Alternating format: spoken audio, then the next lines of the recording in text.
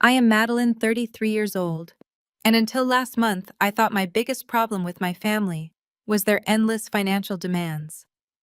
Then the bank called to tell me I owed $700,000 on a mortgage I never signed. It turned out my sister and her husband used my identity to buy their suburban dream house. At their lavish housewarming party surrounded by all their friends, they expected me to just swallow the debt. Instead, I slid a federal police report across the table and smiled. Before I continue this story, let me know where you are watching from in the comments below.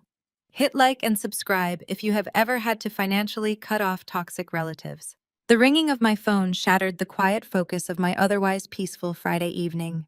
As a user experience design director for a technology firm in Chicago, my days were a relentless marathon of wireframes, stakeholder meetings, and user testing. By 7 in the evening, my brain was usually fried, and I relied on the absolute silence of my downtown apartment to decompress. I glanced at the caller ID on my screen. It read Wells Fargo Collections. I almost hit decline, assuming it was yet another sophisticated spam call.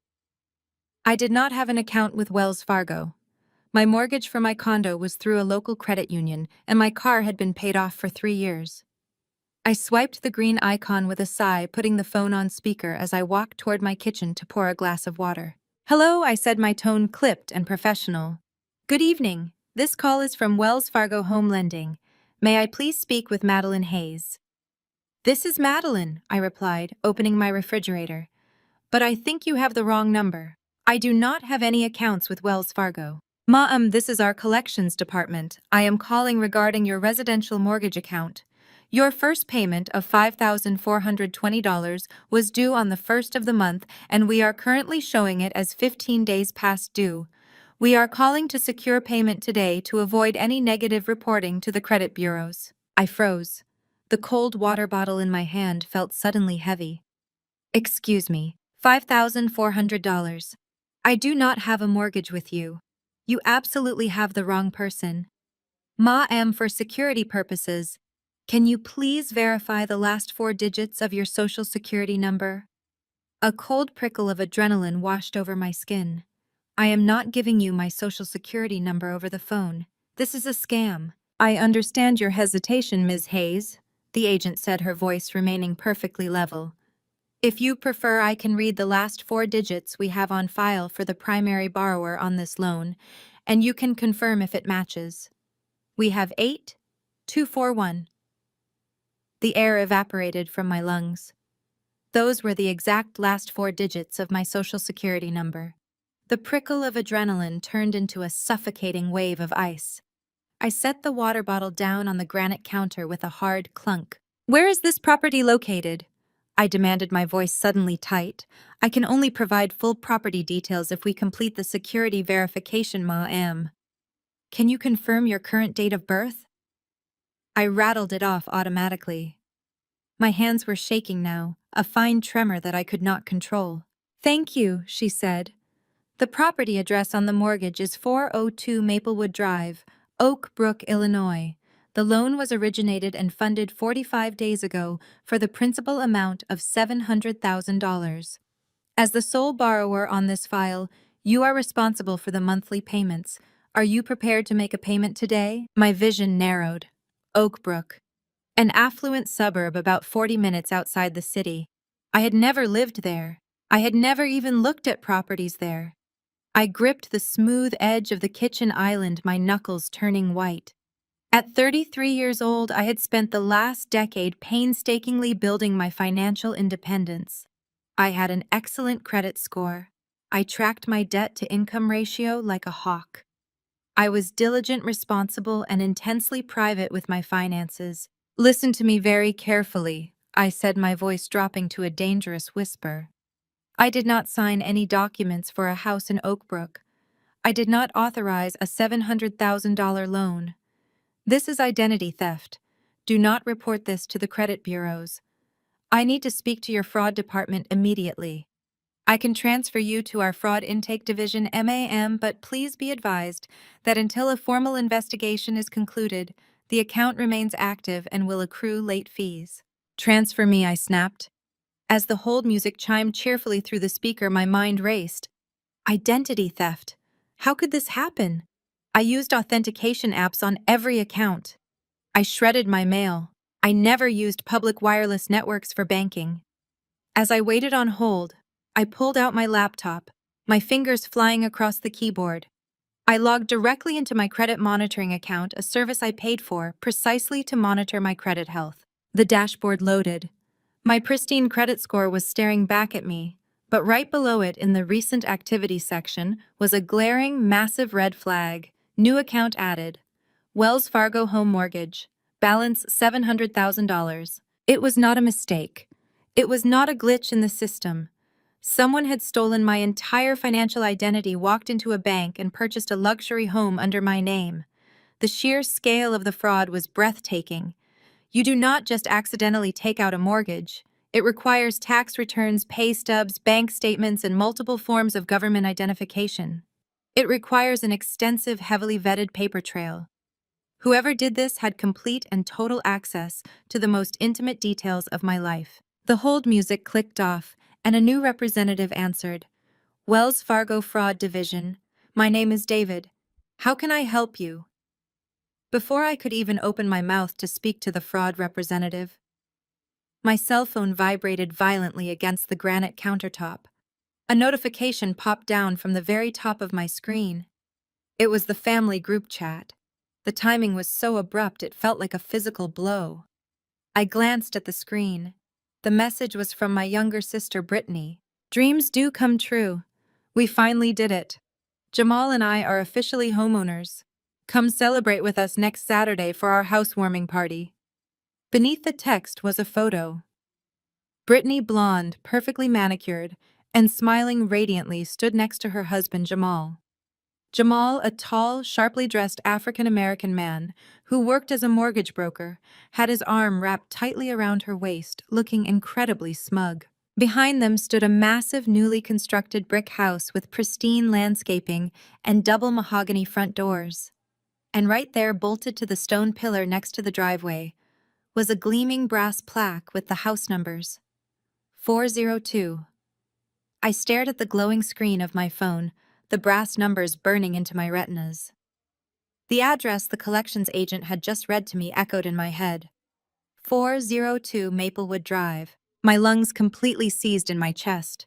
The entire universe suddenly seemed to tilt violently on its axis, pulling the gravity straight out from under my feet, leaving me breathless. Are you still there? David asked. I hung up immediately. My hands shook violently. I zoomed in on Brittany's photo. There they were, posing like royalty. Brittany, chronically unemployed, held champagne. Jamal flashed his charming mortgage broker smile. My phone chimed. And again. The group chat erupted. Mom texted, "Oh, my beautiful girl, we are so proud of you. You deserve this home." Dad replied, "Hard work pays off. That is my girl. Jamal, you pulled through. See you next weekend. Hard work." I let out a hysterical laugh. Brittany had not worked since she was 24. She constantly begged our parents for money. Jamal was a smooth-talking broker with maxed-out credit cards. Jamal had a credit score in the low 500s. He had complained about it at Thanksgiving. Yet here they stood in front of a $700,000 property. I dragged my eyes back to my laptop. The credit report was still open. I clicked the account breakdown. Account. Type conventional real estate mortgage. Term 30 years. Interest rate 6.5%. Monthly payment $5,420. Sole borrower, Madeline Hayes. I felt violated. The sheer magnitude of the deception was paralyzing. This was federal fraud. This was my sister chaining me to massive debt that could ruin my life and destroy my career. In the corporate tech world, background checks were standard for executive leadership positions. A default on a massive mortgage would obliterate my professional standing. How did they pull this off? My mind began to race, transitioning from shock into the sharp analytical state that made me successful at my job. To originate a mortgage, you needed a mountain of documentation. You needed an underwriter to verify employment. Jamal. The name hit me like a freight train. Jamal was a mortgage broker. He had intimate knowledge of the loan origination system. He knew exactly how to bypass red flags. He had access to document portals and underwriting software. He knew how to package a file to make it look flawless to an automated system. But even a corrupt broker needs the actual documents. He would need my social security number, which is not hard for family members to find. But he would also need my recent pay stubs, my bank statements showing cash reserves, and my tax forms. I squeezed my eyes shut, pressing the heels of my hands against my forehead. 3 months ago, Easter Sunday. I had driven out to my parents' house in the suburbs. I had brought my work tote bag with me because I was in the middle of refinancing my condo. I had printed out a physical folder containing my last 2 years of tax returns, my recent pay stubs, and printouts of my brokerage accounts. I had left that tote bag in my father's home office while we ate dinner. Brittany and Jamal had been there. I distinctly remembered Jamal excusing himself to take a business call in the office for 20 minutes. My stomach heaved. He had gone into my bag. He had photographed the documents right out of my tote while I was sitting in the dining room eating dinner with my parents. But it could not just be Jamal and Brittany. A mortgage lender requires a verification of employment.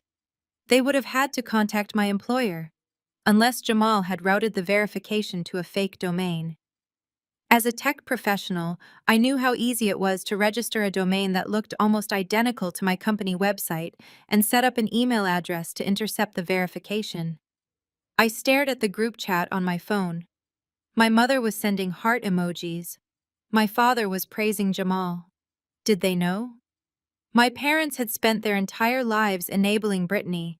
She was the golden child, the one who needed constant rescuing, while I was the independent daughter who never needed their help. They had always treated my success as a personal affront, constantly telling me I was selfish for not financially supporting my sister. I picked up my phone. I did not text the group chat. I dialed my mother directly. It rang twice before she answered, her voice bubbling with artificial joy. "Madeline, did you see the photos? Is it not wonderful? Your sister finally has a beautiful home." I kept my voice dead flat. Neutral. "It is a huge house, Mom. How exactly did Jamal and Brittany afford a $700,000 home in Oakbrook when neither of them has 2 dimes to rub together?" My mother scoffed, the joy instantly replaced by defensive irritation. "There you go, always so negative and jealous. Jamal is a brilliant broker. He worked his magic with the paperwork. He told us he found a special program that did not require Brittany to show her income. He handled all the heavy lifting. You should be congratulating them, Madeline, not interrogating me." A special program, I repeated, the cold fury wrapping around my heart. Did Jamal happen to mention what this program was called? "I do not know the technical terms, Madeline. He just said he used some family leverage to get the approval through. You really should be completely happy for your sister. We are celebrating next Saturday, and I expect you to be there with a smile on your face. Family leverage." The 2 words echoed in the sudden silence of my kitchen like a death knell for our entire relationship. She knew. Maybe she did not know the exact legal terminology of identity theft, but she knew they had used my name. And she did not care. I stood in the absolute silence of my cold apartment, clutching my phone tightly. The reality of the situation washed over me completely. I was entirely alone. My own parents had thrown me to the wolves just to keep their golden child perfectly happy, and they would pay a very heavy price for it. The phone screen went black in my hand, reflecting my exhausted face in the dark kitchen. The phrase "family leverage" kept looping in my mind. Susan and Thomas had not just looked the other way. They had actively handed me over so their precious Brittany could play house in a neighborhood she could never afford. I walked back to the kitchen island and opened my laptop. If I was going to dismantle this, I needed to understand the exact anatomy of the crime. I needed to know how Jamal bypassed the system. As a user experience design director, I spent my life identifying loopholes. The banking industry was heavily regulated. Everything is digital. Everything leaves a footprint. I started researching mortgage origination software. Jamal worked for a mid-sized brokerage. He would have used an automated underwriting system. To get a loan approved without a human underwriter scrutinizing every page, a broker needs an immaculate file. High credit score, perfect debt-to-income ratio, and solid employment history. My financial profile was the golden ticket, but the system still required verification. I stared at the blinking cursor, piecing together the timeline. Jamal needed supporting documents. He needed my tax returns, my pay stubs, and my bank statements. I closed my eyes and mentally walked through that Easter dinner 3 months ago. I had arrived at my parents' house in Naperville around 2 in the afternoon. I was carrying my black leather tote bag, which contained a physical folder of my financial documents for my condo refinancing. I had placed the tote bag on the armchair in my father's home office. During appetizers, Brittany was whining loudly about her cramped apartment. She was putting on a performance for Thomas and Susan, playing the victim. Jamal had excused himself from the dining table. He said he had to take an urgent call from a client. He was gone for almost 40 minutes. I vividly remembered him walking back into the dining room, sliding his phone into his pocket, and exchanging a specific triumphant look with Brittany. He had not been on a phone call.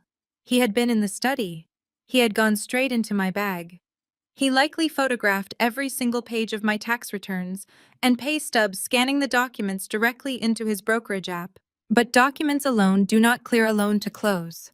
The lender requires a verification of employment to ensure the borrower actually works where they say they do. If the lender had contacted my company, I would have known. My human resources director would have messaged me immediately. So how did Jamal intercept the verification? I opened my company directory and looked at our domain structure. Jamal was cunning. He must have registered a fake domain name that looked nearly identical to my company domain, changing perhaps one single letter. He routed the verification forms to that fake domain, acted as his own human resources representative, and verified my employment himself. It was a textbook wire fraud scheme. Then came the question of the closing documents. Buying a house requires a title company and a notary public to verify the identity of the person signing the closing disclosures. I pulled up the public property records for DuPage County. I paid the $10 fee to download the recorded deed for 402 Maplewood Drive. The document loaded on my screen in high resolution. There was my name, Madeline Hayes, listed as the sole grantee. And right there on the final page was a notary stamp. The signature belonged to an independent notary. I searched the name online. She was a mobile notary frequently contracted by Jamal's specific brokerage. He had paid off a dirty notary to stamp the paperwork without me being in the room. My chest tightened with cold fury.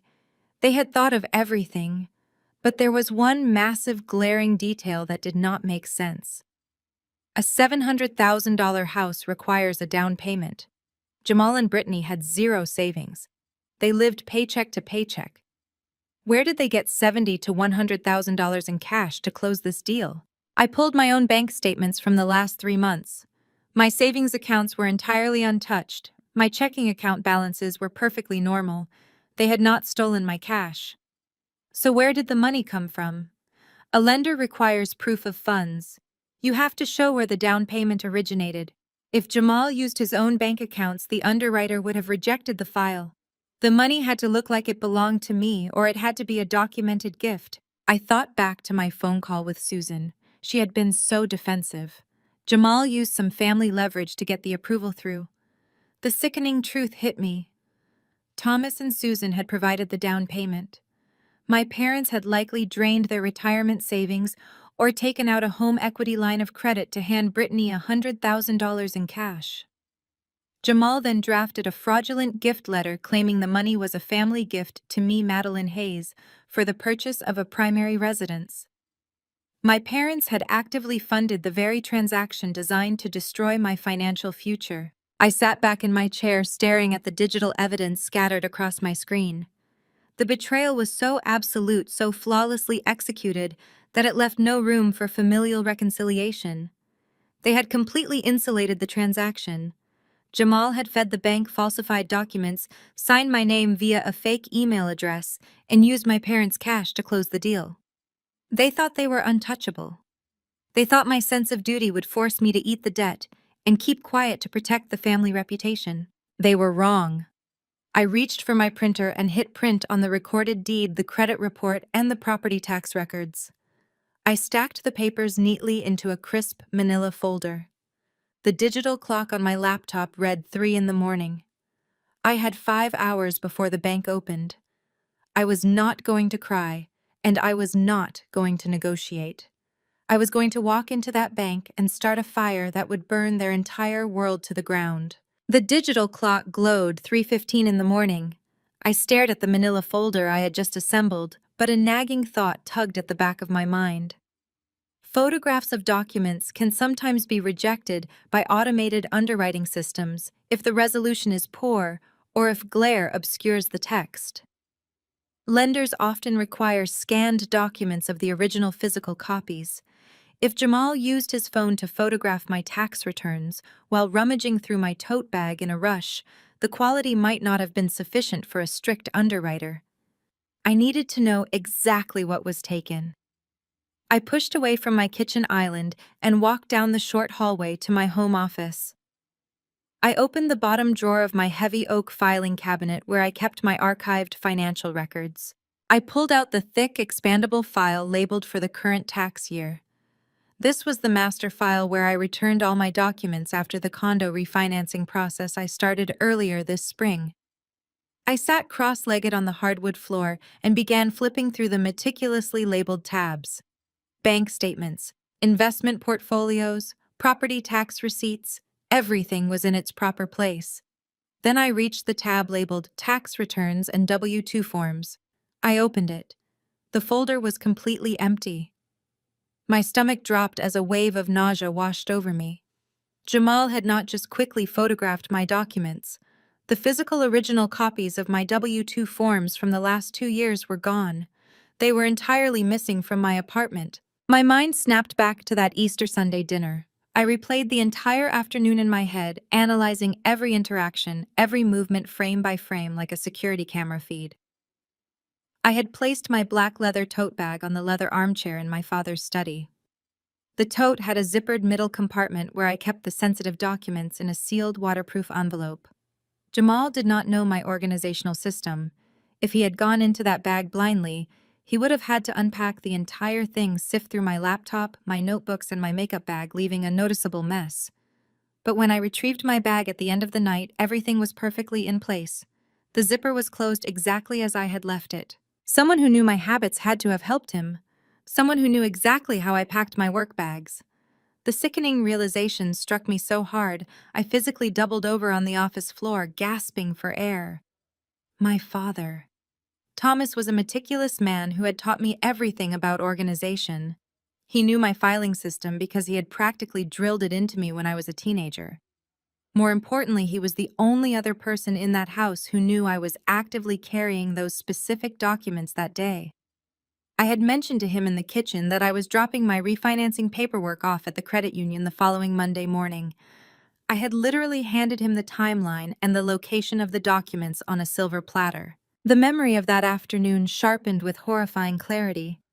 While Jamal was supposedly taking his urgent business call in the study, my father had abruptly stood up from the dining table. He announced he was going to the study to offer Jamal a glass of scotch. He had been gone for at least 10 minutes. And what was my mother doing during those 10 minutes? Susan had suddenly become incredibly talkative. She had cornered me in the dining room, aggressively filling my wine glass and launching into a long, dramatic monologue about how hard Brittany was struggling. She kept me pinned in my seat, demanding my full attention, ensuring I would not get up and walk down the hall toward the study. They had coordinated it. They had actively run interference. My own mother distracted me while my father walked into the study, unzipped my bag, and handed my sealed tax documents directly to the man plotting to steal my identity. My parents were not merely passive enablers who looked the other way when Jamal presented a shady financial scheme. They were active accomplices in a federal crime. They had orchestrated the theft of my W-2 forms in their own home under the guise of a holiday dinner. They had served me baked ham and poured me wine while actively plotting to saddle me with a $700,000 fraudulent debt. The level of premeditated malice was beyond anything I could have ever imagined. It was a perfectly executed betrayal by the very people who were supposed to protect me from the rest of the world. Now they were my greatest enemies. Why? The question burned in my throat. I knew they favored Brittany, but this was absolute destruction. Then I remembered my father's bitter comments over the years. You make too much money for someone with no family. You should be sharing your wealth. They felt entitled to my success. They believed that because I was unmarried and financially secure, I had a moral obligation to fund Brittany's life. In their twisted, toxic logic, stealing my financial identity was not a crime. It was simply a forced redistribution of resources. They saw my pristine credit score and my high income as family assets that they had the right to leverage for their favorite child. It did not matter if I was destroyed in the process, as long as Brittany had a massive house to show off to her friends. Their superficial image meant more to them than my entire existence. I sat on the cold floor of my office for a long time, staring at the empty tax folder in my lap. Any lingering sense of familial loyalty evaporated, replaced by a permanent freezing void. The people who raised me were completely dead to me. They were no longer my parents, and Brittany was no longer my sister. They were simply hostile liabilities that needed to be neutralized. I would not allow them to dictate the rest of my life. The sun was beginning to rise over the Chicago skyline, casting a pale gray light through my office window. It was time to get to work. I stood up, walked to my bedroom, and began to get dressed for the day ahead. I chose a sharp-tailored black suit, a crisp white blouse, and my most uncomfortable pair of leather heels. The kind of suit you wear when you are about to absolutely dismantle an empire. I grabbed my leather briefcase, slid the printed evidence inside, and locked my apartment door. The morning air was crisp as I stepped onto the Chicago pavement. I did not walk toward the train that usually took me to the tech campus. Instead, I drafted a concise email to my vice president. I stated I had a severe family emergency requiring my immediate attention, and I would be completely offline for the next 48 hours. I hit send immediately. My career was my sanctuary, but if I did not ruthlessly sever this fraudulent anchor, I would not have a career left to protect. Executive background checks do not tolerate unexplained $700,000 defaults. I hailed a cab and gave the driver the address for the regional corporate headquarters of Wells Fargo in the financial district. This was the commercial hub, the place equipped with regional managers and high-level fraud investigators. When the cab pulled up to the towering glass building, I paid the fare and stepped out. I adjusted the cuffs of my blazer, squared my shoulders, and walked through the revolving doors with the kind of cold authority that makes security guards step aside. The lobby was expansive, filled with the low hum of corporate banking.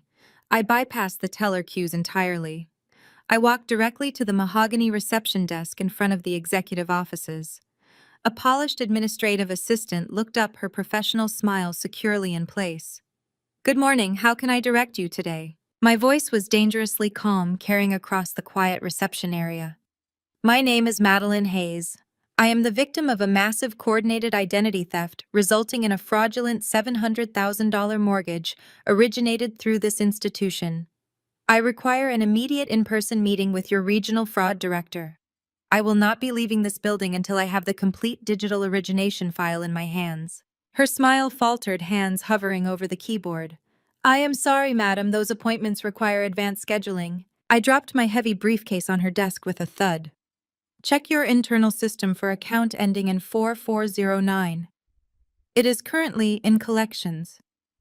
If a fraud director is not sitting across from me in the next 5 minutes, my very next stop is the local field office of the Federal Bureau of Investigation, followed immediately by the Consumer Financial Protection Bureau. I will name this specific branch in my report for refusing to assist a victim of federal wire fraud." She swallowed hard quickly, typing the account number. Her eyes widened as the red flags undoubtedly populated on her screen. "Please take a seat in the lounge, Ms. Hayes. I will get someone immediately." I did not sit. I stood perfectly still, watching the glass doors. Minutes later, a tall man in a tailored gray suit hurried out of a corner office holding a tablet. He looked tense. "Ms. Hayes," he said, extending his hand. "I am Richard Vance, the Regional Director of Risk Management. Please come into my office." I ignored his hand and followed him into the glass-walled room. He closed the door, shutting out the lobby noise. Richard gestured to a leather chair, but I preferred to remain standing. I unclasped my briefcase and pulled out my manila folder. 3 days ago, your collections department contacted me regarding a property in Oak Brook, Illinois, I stated, slapping the printed deed onto his desk.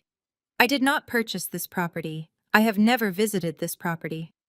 A third-party mortgage broker named Jamal Davis stole my financial documents and bypassed your underwriting system to secure this loan. He then used a fraudulent mobile notary to forge my signature on the closing disclosures. I need the complete electronic file, including the digital signature certificates, right now. Richard adjusted his glasses, looking at the deed and then at his tablet. Identity theft of this magnitude is incredibly rare, Ms. Hayes. Our underwriting protocols are stringent. Your protocols failed catastrophically, I countered, leaning over his desk, and your institution is currently holding a severely toxic asset. If you want to mitigate your liability, you will open the electronic origination logs and show me the digital trail. Richard hesitated, but the sheer gravity of my documentation left him no choice. He turned his monitor so we could both see the screen. He entered his administrative credentials and pulled up the master file for the Oak Brook property. The screen populated with hundreds of pages of digital documents.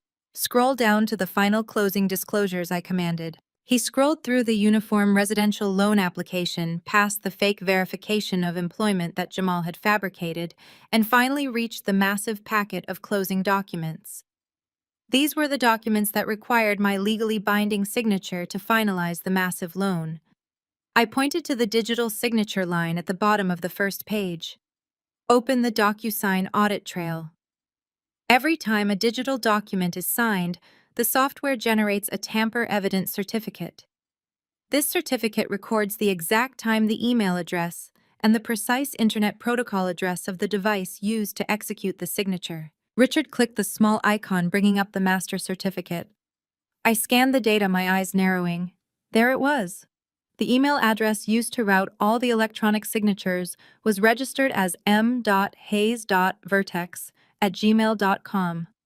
I do not use Gmail for anything, I said, pointing at the screen. I use a secure encrypted provider for personal matters, and my corporate email does not use my initial. Jamal created a burner email address specifically to intercept the signing links. Richard was pale. Look at the Internet Protocol address, he said softly, pointing to a string of numbers logged next to the signature timestamp. The geographical pin dropped directly onto an address in Schaumburg, Illinois. That is the exact location of his mortgage office. Print that entire log right now. Richard nodded, his fingers moving frantically across his keyboard to send the audit logs to the heavy industrial printer in the corner of his office. The machine hummed to life, churning out page after page of undeniable digitized proof of Jamal committing federal wire fraud. I stood by the printer, collecting the warm sheets of paper and sliding them carefully into my leather briefcase. This changes everything, Ms. Hayes, Richard said, his voice trembling slightly as he watched me gather the evidence.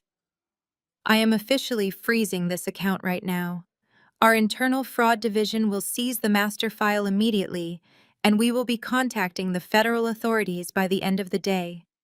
The mortgage broker will be thoroughly investigated, and we will likely move to repossess the Oak Brook property to mitigate our financial exposure. Make sure you do, I replied, securing the heavy brass clasp on my briefcase. I will be submitting my own police report with the local financial crimes unit this afternoon. Expect a subpoena for these exact documents. I did not wait for his apology or his hollow corporate pleasantries. I turned and walked out of his glass office, leaving him to deal with the radioactive fallout of his bank's massive underwriting failure. I navigated back through the quiet corporate lobby and pushed through the heavy revolving doors, stepping out into the bright Chicago morning. The crisp air filled my lungs, and for the first time in 3 days, I felt a sharp, dangerous sense of total control. I had the weapon. I just needed to choose the exact moment to deploy it. As I stood on the busy sidewalk to hail a passing taxi, my cell phone vibrated violently inside my coat pocket. I pulled it out and looked at the glowing screen. Jamal Davis. The timing was almost too perfect. He must have received an automated alert from the underwriting system the second Richard accessed and froze the master file. Or perhaps the title company system flagged a high-level inquiry. Either way, Jamal knew someone was looking directly at his fraudulent masterpiece. I did not answer the phone immediately. I reached into my briefcase and pulled out my secondary work phone, opening the voice memo application, and pressing the red button to start recording. I placed both devices on the hood of a parked car, took a deep, steadying breath, and swiped the screen to answer the call. "Hello, Jamal," I said, keeping my voice entirely devoid of emotion. "Maddie." "Hey, sister-in-law." Jamal's voice boomed through the speaker, oozing with that fake, overly aggressive salesman charisma that always made my skin crawl. "Listen, I just got a weird notification from the bank portal. It looks like you went down to a local branch today. Is everything good?" I stared at the recording timer ticking upward on my work phone. "I received a collections call on Friday night, Jamal. The mortgage on the Oak Brook house is past due. Care to explain why my name is on a $700,000 loan that I never signed for?" There was a brief pause on the line. The fake cheerfulness evaporated instantly, replaced by a smooth, patronizing tone that felt like oil slicking over concrete. "Look, Maddie, let us not overreact. We just borrowed your credit profile for a minute. Brittany really wanted this house, and the real estate market is crazy right now. Our debt-to-income ratio was a little high, so I just structured the file using your statistics to get us a better interest rate.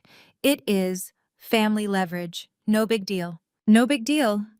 The sheer audacity of his words echoed in the busy street. "You committed identity theft and mortgage fraud, Jamal. You stole my tax documents out of my bag on Easter Sunday." "Oh, come on! Do not use those ugly words!" He scoffed, his arrogance shining clearly through the speaker. "We are family. Family helps family. You know Brittany deserves a nice home. I missed the first payment because of some transfer issues with my commercial bank account, but I am making the payment tomorrow morning. You do not have to pay a single dime. We live in the house, we pay the mortgage, and you get the benefit of a massive on-time loan reporting to your credit history. It is a win for everyone involved." "It is a federal felony," I corrected him, my voice slicing through his pathetic justifications. "And you forged my signature on the closing documents using a fake email address and an internet protocol address located inside your own Schaumburg office." Jamal let out an exasperated sigh, completely unbothered by the fact that I had just outlined his entire criminal operation. "Maddie, stop being so dramatic. The house is bought. The deal is completely done. If you blow the whistle on this, you are going to put your own sister on the street, and you are going to ruin my career over a minor technicality. Are you really going to destroy your own family over some paperwork? Just sit tight, smile at the housewarming party on Saturday, and let it go. Do not be that bitter, selfish sister everyone always says you are." I let his words hang in the heavy air. He was using the exact same emotional manipulation my parents had used for decades. He thought I was incredibly weak. He thought the fear of being ostracized by my toxic family would force me into quiet compliance. He genuinely believed that labeling me as bitter and selfish would somehow guilt me into accepting a $700,000 fraudulent debt without a fight. "Are my parents aware of the exact mechanics of this loan?" I asked, needing to get it perfectly on the recording. "Your dad handed me the tax folder himself." Jamal bragged, a sickening chuckle escaping his throat. "Thomas and Susan put down the $100,000 for the down payment. They wanted Brittany to have this house just as much as I did. They knew you would never agree to co-sign, so we took the initiative. They are fully on board, Maddie. It is 3 against 1. You have no leverage here. Just accept the favor we did for your credit score and show up to the party on Saturday." He ended the call, leaving the dial tone blaring. I stood on the Chicago sidewalk. I pressed stop on the recording application on my work phone and instantly backed the audio file up to 3 separate secure cloud drives. He had not just admitted to federal wire fraud. He had actively implicated my parents in the theft of my documents and the funding of the fraudulent down payment. He had handed me the final nail for their collective coffin on a silver platter. I hailed a passing taxi and slid into the back seat, instructing the driver to head toward the Financial Crimes Police Precinct. Jamal thought this was a game of family dynamics and emotional blackmail. He thought his smooth talking could override the strict, uncompromising reality of real estate law. But Jamal was a sloppy, arrogant fool. He had entirely missed the most critical, devastating detail of the real estate law he had manipulated. Because my credit was used and my name was forged as the sole borrower, the deed to the Oak Brook house was 100% in my name. Legally, I owned his dream house. I immediately told the taxi driver to change the final destination address. I wanted to look my parents in the eyes one last time to see if there was any real remorse. I went to my car and drove toward Naperville. The drive took nearly an hour, giving me time to mentally prepare for the confrontation. I pulled into the wide, pristine driveway of my childhood home. I parked directly behind my father's luxury sedan, turned off the engine, and stepped out. I did not bother knocking. I used my heavy brass key and pushed the front door open. The house smelled strongly of lemon polish and expensive vanilla candles. I walked straight into the living room and found them exactly where I expected. My mother Susan was addressing invitations to the housewarming party. My father Thomas was nursing a glass of scotch. They both looked up startled by my sudden appearance. "Madeline," my mother said, placing her pen down on the coffee table. Her tone was a mixture of surprise and immediate irritation. "What are you doing here? Do you not have work?" I stood in the center of the plush living room, my hands resting at my sides. I did not take off my coat. "I just got off the phone with Jamal," I said, keeping my voice incredibly even. "He told me exactly how he acquired the physical copies of my tax returns on Easter Sunday. He told me about the $100,000 you two provided for the down payment." My father reached for the television remote and muted the golf tournament. The sudden silence in the room was suffocating.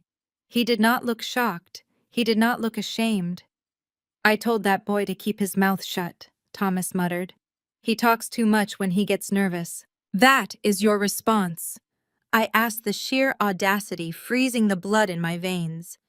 "You actively distracted me in the dining room while my own father went into my private bag, stole my financial documents, and handed them to a criminal. You funded a fraudulent real estate transaction to chain me to a massive, unauthorized debt, and your only regret is that Jamal admitted it to me on the phone." Susan stood up, smoothing the front of her expensive cashmere sweater. Her face hardened, entirely devoid of maternal warmth. "Stop using such dramatic language, Madeline. Nobody stole anything from you. Jamal just needed a temporary sponsor to get the underwriting approved. Your sister has been struggling for years living in that tiny apartment while you sit in a luxury downtown condo hoarding your wealth. You have a pristine credit score that you are doing absolutely nothing with. You do not have a husband. You do not have children to provide for. It is incredibly selfish to keep all of those financial resources to yourself when your family needs help."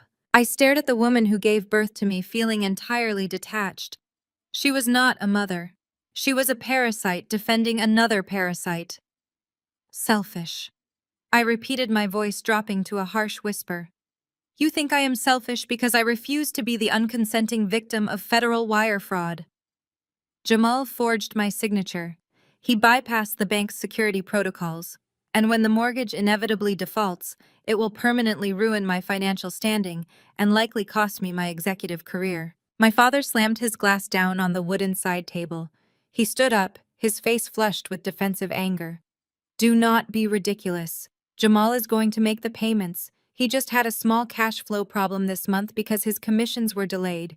You make a ridiculous amount of money for a single woman, Madeline.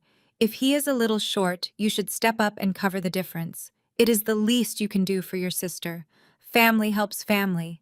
That is how the real world works." I looked at Thomas, the man who had preached personal responsibility to me for my entire childhood.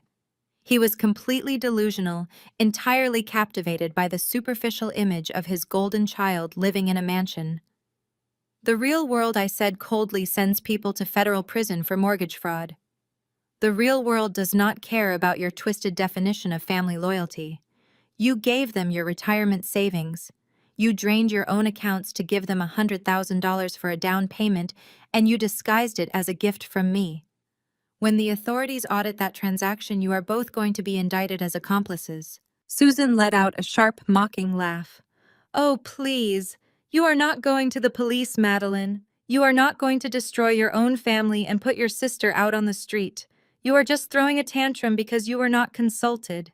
You will calm down, you will come to the housewarming party on Saturday, and you will smile for the photographs. If you dare to ruin this for Brittany, we will completely disown you.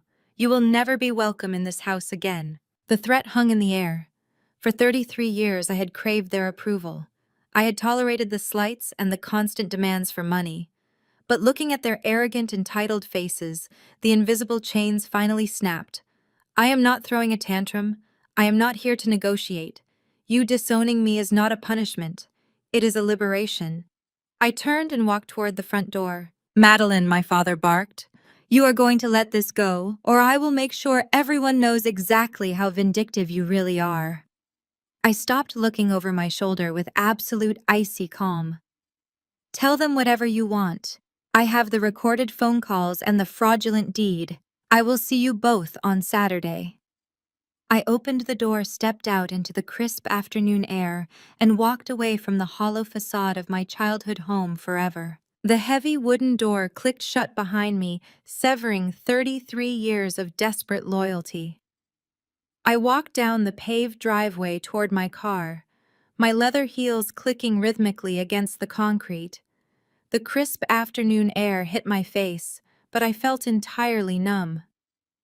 I reached my car, unlocked it, and slid into the driver's seat. I closed the door, sealing myself inside the quiet cabin. I gripped the steering wheel so tightly that my knuckles turned completely white. My chest heaved, and for exactly 2 minutes the dam broke.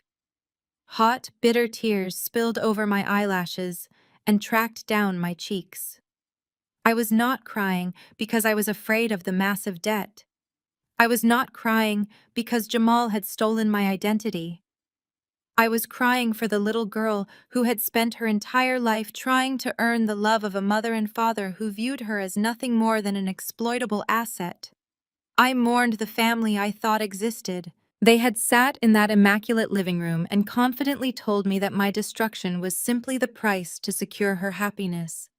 They had demanded my silent compliance under the threat of abandonment, completely failing to realize that abandoning me was the greatest gift they could ever bestow. The digital clock on the dashboard blinked, shifting to 4:15 in the afternoon. With that subtle change in time, the tears simply stopped. It was not a gradual fading of sorrow. It was a sudden, absolute shutdown of the emotional bleeding. The biological imperative to seek their parental approval completely vanished, replaced by a crystalline, freezing clarity. The emotional death of my familial bonds was instantaneous and absolute. I reached into the center console, pulled out a tissue, and wiped my face clean. I adjusted the rearview mirror, making direct eye contact with my own reflection. My eyes were red, but they were entirely devoid of fear. I started the engine. I put the car in drive and pulled out of the driveway. I did not look back at the house. There was absolutely nothing left for me in that structure. As I merged onto the highway heading back toward downtown Chicago, my mind shifted away from the past and locked onto the immediate future. The grief was gone. The calculation began. I was a user experience design director. My entire career was built on understanding complex systems, anticipating human behavior, and exploiting structural vulnerabilities to achieve a specific outcome. Jamal and my parents had built a flawed system. They had focused entirely on the acquisition of the asset, completely ignoring the legal architecture required to sustain it. Jamal was arrogant enough to believe that stealing my financial profile was a victimless crime because he intended to make the monthly payments. But he was a careless, sloppy criminal. He had fundamentally misunderstood the power dynamics of the trap he had built. He had forged my signature on the uniform residential loan application. He had forged my signature on the closing disclosures. He had used a fake email address to secure the final approvals. But in doing so, he had chained the property entirely to me. because my pristine credit and my substantial income were the sole factors that allowed the underwriting system to clear the transaction. The title company had recorded the deed exclusively in my name. Jamal and Brittany were nowhere on the legal documentation. They were not on the mortgage. They were not on the title. Legally speaking, they were just unauthorized squatters living in my luxury home. And that $100,000 down payment my parents had secretly provided to clear the closing costs was legally registered as a gift to the primary borrower. It was a gift to me. The highway traffic blurred past my windows as the strategy crystallized in my mind. Jamal thought he held the leverage because he had physical possession of the house. He thought I would be paralyzed by the fear of public scandal. He fundamentally underestimated my capacity for absolute calculated ruthlessness. I did not want an apology. I did not want him to assume the loan. I wanted to execute a flawless, systematic dismantling of their entire lives. I mapped out the exact sequence of events required to spring the trap. First, I needed the criminal foundation. Tomorrow morning, I would formally submit the massive binder of evidence to the Financial Crimes Division, securing an official police report for felony identity theft and wire fraud. That police report was the ultimate trump card. It would instantly trigger a federal investigation, permanently freezing the mortgage and rendering his empty promises to pay useless. Second, I needed legal authority over the physical asset. I needed a ruthless real estate attorney to confirm my absolute ownership of the property based on the recorded deed. I needed to ensure that when I dropped the hammer, Jamal and Brittany would have zero legal recourse to claim tenancy or ownership. They had handed me the legal rights to a $700,000 property, and I was going to leverage those rights to completely ruin them. Third, I needed professional execution. By filing a formal complaint with the licensing board, I would ensure Jamal lost his career. I pulled into the underground parking garage of my apartment building.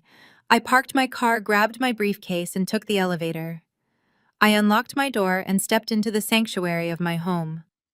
I walked straight to my home office and dragged a large whiteboard out from the corner. I drew a timeline. At the far right end, I wrote Saturday housewarming party. I had exactly 4 days to finalize the trap. My family had spent my entire life trying to tear me down. Now I held the absolute power to level their world. I looked at the whiteboard, a cold smile spreading across my face. I was not just going to attend their party. I was going to burn the house down. Tuesday morning brought the unforgiving chill of early Chicago spring. I woke exactly at 5:30, my mind operating with ruthless efficiency. I showered, dressed in a tailored suit, and packed my heavy leather briefcase. Inside were the Wells Fargo origination documents, the printed digital signature logs, the recorded audio files on a secure flash drive, and the property deed. I skipped coffee entirely. My adrenaline was enough. I hailed a cab, directing the driver to the Central Police Precinct. The precinct was an imposing concrete structure entirely disconnected from my corporate world. I walked through the double doors at 8. The reception area was chaotic, filled with officers and civilians. I approached the front desk. A tired desk sergeant barely glanced up. I placed my hands flat on the counter. "I need to speak with a financial crimes detective immediately," I stated. "I am reporting a 6-figure wire fraud scheme involving a federal mortgage." The sergeant paused. He looked up, scanning my professional attire and heavy briefcase. "That is a serious allegation. Do you have physical proof?" I tapped the leather surface of my briefcase. "I have the complete digital origination file from Wells Fargo, including the forged electronic certificates and the fraudulent Internet Protocol logs. I have an audio recording of the primary suspect confessing to the theft of my tax documents." The sergeant blinked, realizing this was not a standard complaint. "Take a seat," he said, picking up his phone. "I will call the fraud division right now." Minutes later, a man wearing a wrinkled suit walked out. He had the exhausted eyes of someone who looked at the worst of human nature. "Ms. Hayes?" he asked, holding a notepad. I nodded. "I am Detective Vance. Come with me." I followed him through the cubicles to a windowless office. He offered me a chair across from his metal desk. "Sit down. The sergeant said you have evidence of real estate fraud." I placed my briefcase on his desk and pulled out the manila folder. I wasted no time with emotional backstories. I spoke exactly as I presented roadmaps to my executive board. Pure facts. 3 days ago, I discovered that a mortgage broker named Jamal Davis stole my physical tax documents and used my financial profile to secure a $700,000 residential loan in Oak Brook. I slid the recorded property deed across the desk. "This is the deed registered exclusively in my name." I then slid the Wells Fargo origination packet next to it. "These are the internal banking logs. They prove the electronic signatures were executed from a fake email address created in my name, and the Internet Protocol address maps directly to his commercial brokerage office." Detective Vance picked up the deed, his eyes scanning the legal text before moving to the banking logs. He pulled a pen from his shirt pocket and began tracing the lines of data on the electronic certificates. His initial skepticism vanished entirely, replaced by intense focus. "You also have an audio confession?" he asked. I placed the small, secure flash drive onto the desk. "He called me yesterday. He admitted to using my credit profile without my consent. He admitted that my parents provided the $100,000 down payment under the guise of a fraudulent gift letter to clear the closing costs. He stated he forged the paperwork to secure a house for his wife, my sister." Detective Vance leaned back in his chair, letting out a long whistle. "So this is a family operation. They stole your identity to buy a luxury house, and they expected you to just eat the debt in silence." "That is exactly what they expected," I replied, my voice completely deadpan. "They assumed my sense of familial duty would prevent me from walking into this building and handing you this folder." Detective Vance plugged the flash drive into his terminal. He clicked the audio file. Jamal's arrogant, condescending voice filled the small office, boasting about family leverage. As the recording played, Vance took detailed notes, his pen scratching rapidly against his pad. When the recording ended, he ejected the drive and looked at me with grim realization. "Ms. Hayes, this is not just identity theft. By transmitting fraudulent documents to a federally insured institution, he has committed federal wire fraud. The moment I file this report, it goes straight to the federal level. The state attorney general will be involved.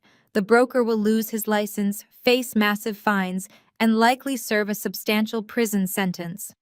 Are you fully prepared for the collateral damage this will cause your family?" I looked directly into his eyes, not hesitating for a single fraction of a second. "They are not my family, detective. They are criminals who tried to destroy my future.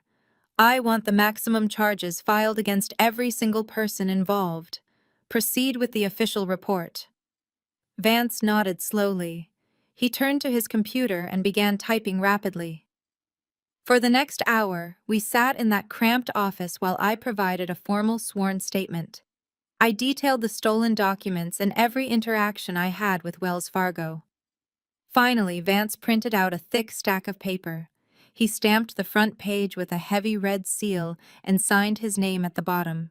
He handed me a certified copy of the complete police report. "This is your shield, Ms. Hayes," he said. "With this report, the credit bureaus are legally required to remove the fraudulent account from your history. Wells Fargo cannot hold you liable for the debt. We will begin drafting the arrest warrants." I took the stamped police report, feeling the heavy, undeniable weight of the paper in my hands. This was not just a document. It was a loaded weapon. I thanked Detective Vance, placed the report into my briefcase, and walked out of the precinct. The federal machine was officially turned on. The trap was locked. Now, it was time to claim my prize. I stepped off the concrete stairs of the police precinct and immediately hailed a passing taxi. The certified police report inside my heavy briefcase felt like a solid block of gold. I had secured my absolute criminal defense against the bank. Now I needed an aggressive offensive strategy to handle the property itself. I gave the driver the address for the law offices of Harrison and Finch, a prestigious real estate litigation firm located in the heart of the downtown legal district. I had called them the previous afternoon from my apartment to secure an emergency consultation, paying their exorbitant retainer fee without a single second thought. I needed a shark, and their senior partner, Eleanor Finch, had a reputation for being absolutely ruthless in complex property disputes. The taxi pulled up to a sleek, modern glass building. I paid the fare, grabbed my briefcase, and rode the silent elevator all the way up to the 40th floor. The polished receptionist ushered me directly into a sprawling corner office overlooking the vast Chicago skyline. Eleanor Finch was a formidable woman in her late 50s, wearing a sharp navy suit and looking entirely devoid of patience for small talk. She gestured to the plush leather chair across from her massive oak desk. "Ms. Hayes," Eleanor said, folding her hands over a yellow legal pad. "Your intake form stated you are dealing with a complex title dispute involving federal fraud. Show me exactly what you have." I opened my briefcase and placed the recorded deed, the Wells Fargo origination documents, and the freshly stamped police report directly in front of her. 3 days ago, my identity was stolen by my brother-in-law, a licensed mortgage broker named Jamal Davis. He bypassed manual underwriting, forged my electronic signatures, and secured a $700,000 loan on a property in Oak Brook. I just filed the federal wire fraud report with the Financial Crimes Unit an hour ago. That is the certified copy. Eleanor picked up the police report first, her sharp eyes scanning the official seals and the detailed detective notes. She then picked up the recorded deed, putting on her reading glasses to examine the fine print. She studied the documents in complete silence for 3 long minutes. The only sound in the large room was the rhythmic ticking of a heavy wall clock. Finally, she lowered her glasses and looked directly at me, a sharp, almost predatory smile forming on her lips. "Your brother-in-law is a spectacularly arrogant fool," Eleanor stated smoothly, leaning back in her chair. "He focused entirely on manipulating the financial system to secure the loan, but he completely ignored the fundamental principles of real estate property law. Look at this deed, Ms. Hayes. Look specifically at the grantee line." I leaned forward, looking at the document. "It says my name, Madeline Hayes." "Exactly," Eleanor replied, tapping the thick paper with her silver pen. "Because his credit score was too abysmal to be included on the mortgage, and because the lender requires the property title to match the primary borrower, the title company recorded this deed exclusively in your name. Jamal Davis and your sister Brittany are not listed anywhere on this legally binding document. They have absolutely no legal claim to this property. In the eyes of the state of Illinois, they are not homeowners. They are nothing more than uninvited guests trespassing inside your house. You are the sole absolute owner of this estate. Salute." I felt a cold thrill run down my spine. The trap was even tighter than I had realized. "I own the house," I repeated, letting the magnificent reality settle into my brain. "But what about the down payment?" My parents secretly provided $100,000 in cash to clear the closing costs. Can they claim equity in the property? Because they funded the initial transaction. Eleanor laughed, a dry, humorless sound that echoed in the office. "Absolutely not. When underwriting a conventional mortgage, any cash provided by a third party for the down payment must be accompanied by a certified gift letter.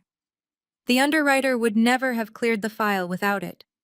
That letter legally binds the donor, stating that the money is a gift with zero expectation of repayment or property interest.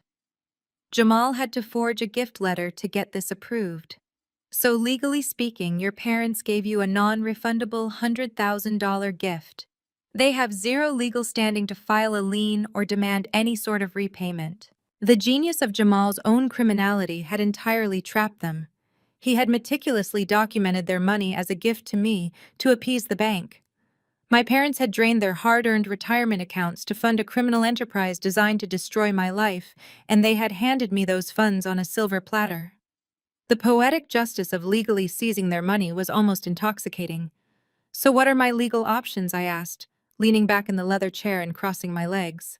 Eleanor clasped her hands tightly together. "You have the ultimate leverage," Since you possess the stamped police report, you can freeze the fraudulent mortgage account, which absolves you of the criminal liability. But because you hold the sole legal deed, you retain the legal right to liquidate the asset.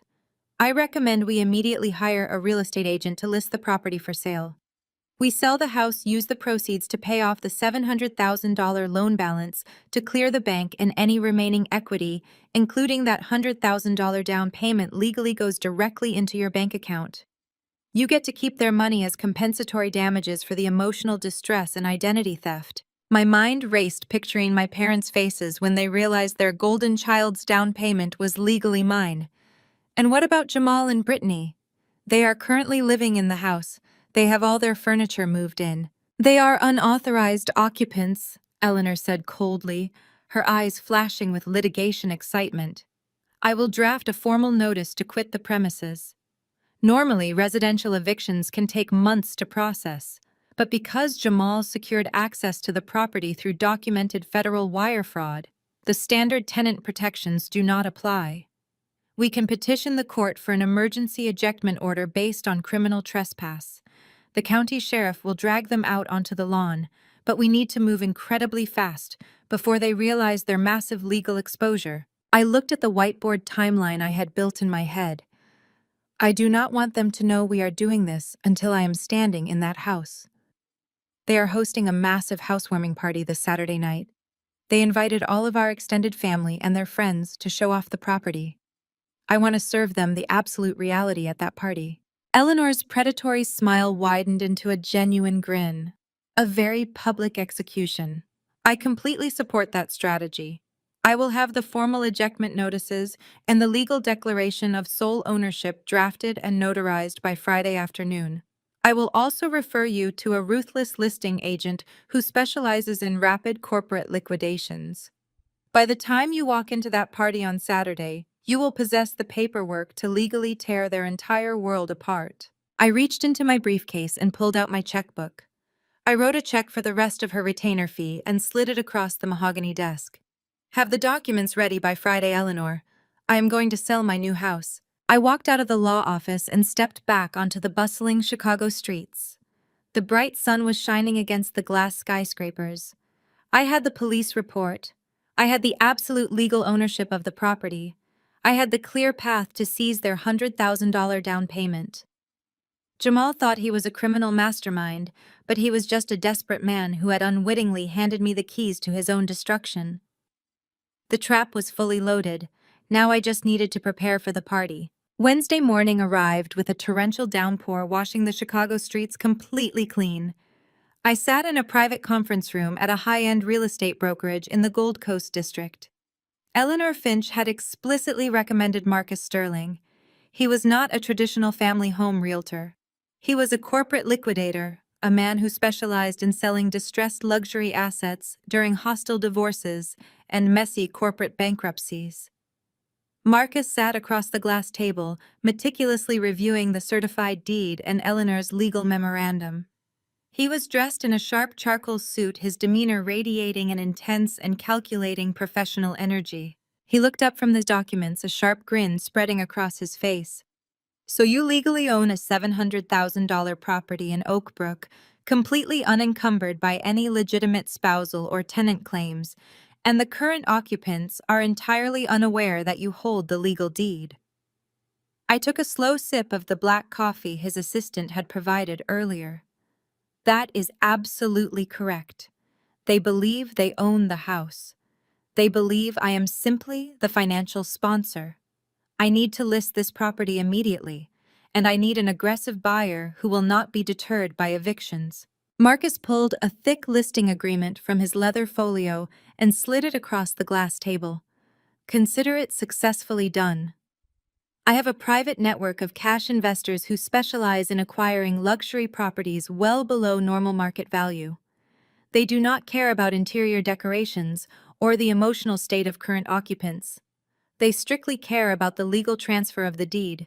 Because we are dealing with hostile occupants, we will list the property strictly as a private sale. No open houses, no public listing photos. I will present the property directly to my private investment group today. I picked up a sleek silver pen from the table. What is the timeline for this transaction? If you sign this exclusive listing agreement today, I will have a legitimate cash offer on your desk by Monday morning, Marcus replied, his tone entirely devoid of hesitation. We will schedule a closed closing process, completely bypassing the standard 30-day escrow period. Once the title clears and the funds are wired into your account, the new corporate owner assumes full responsibility for removing the unauthorized occupants if the county sheriff has not already removed them. It becomes their legal problem entirely. I read through the contract carefully, verifying his standard commission rate and the specific clauses regarding the hostile occupants. The terms were completely acceptable.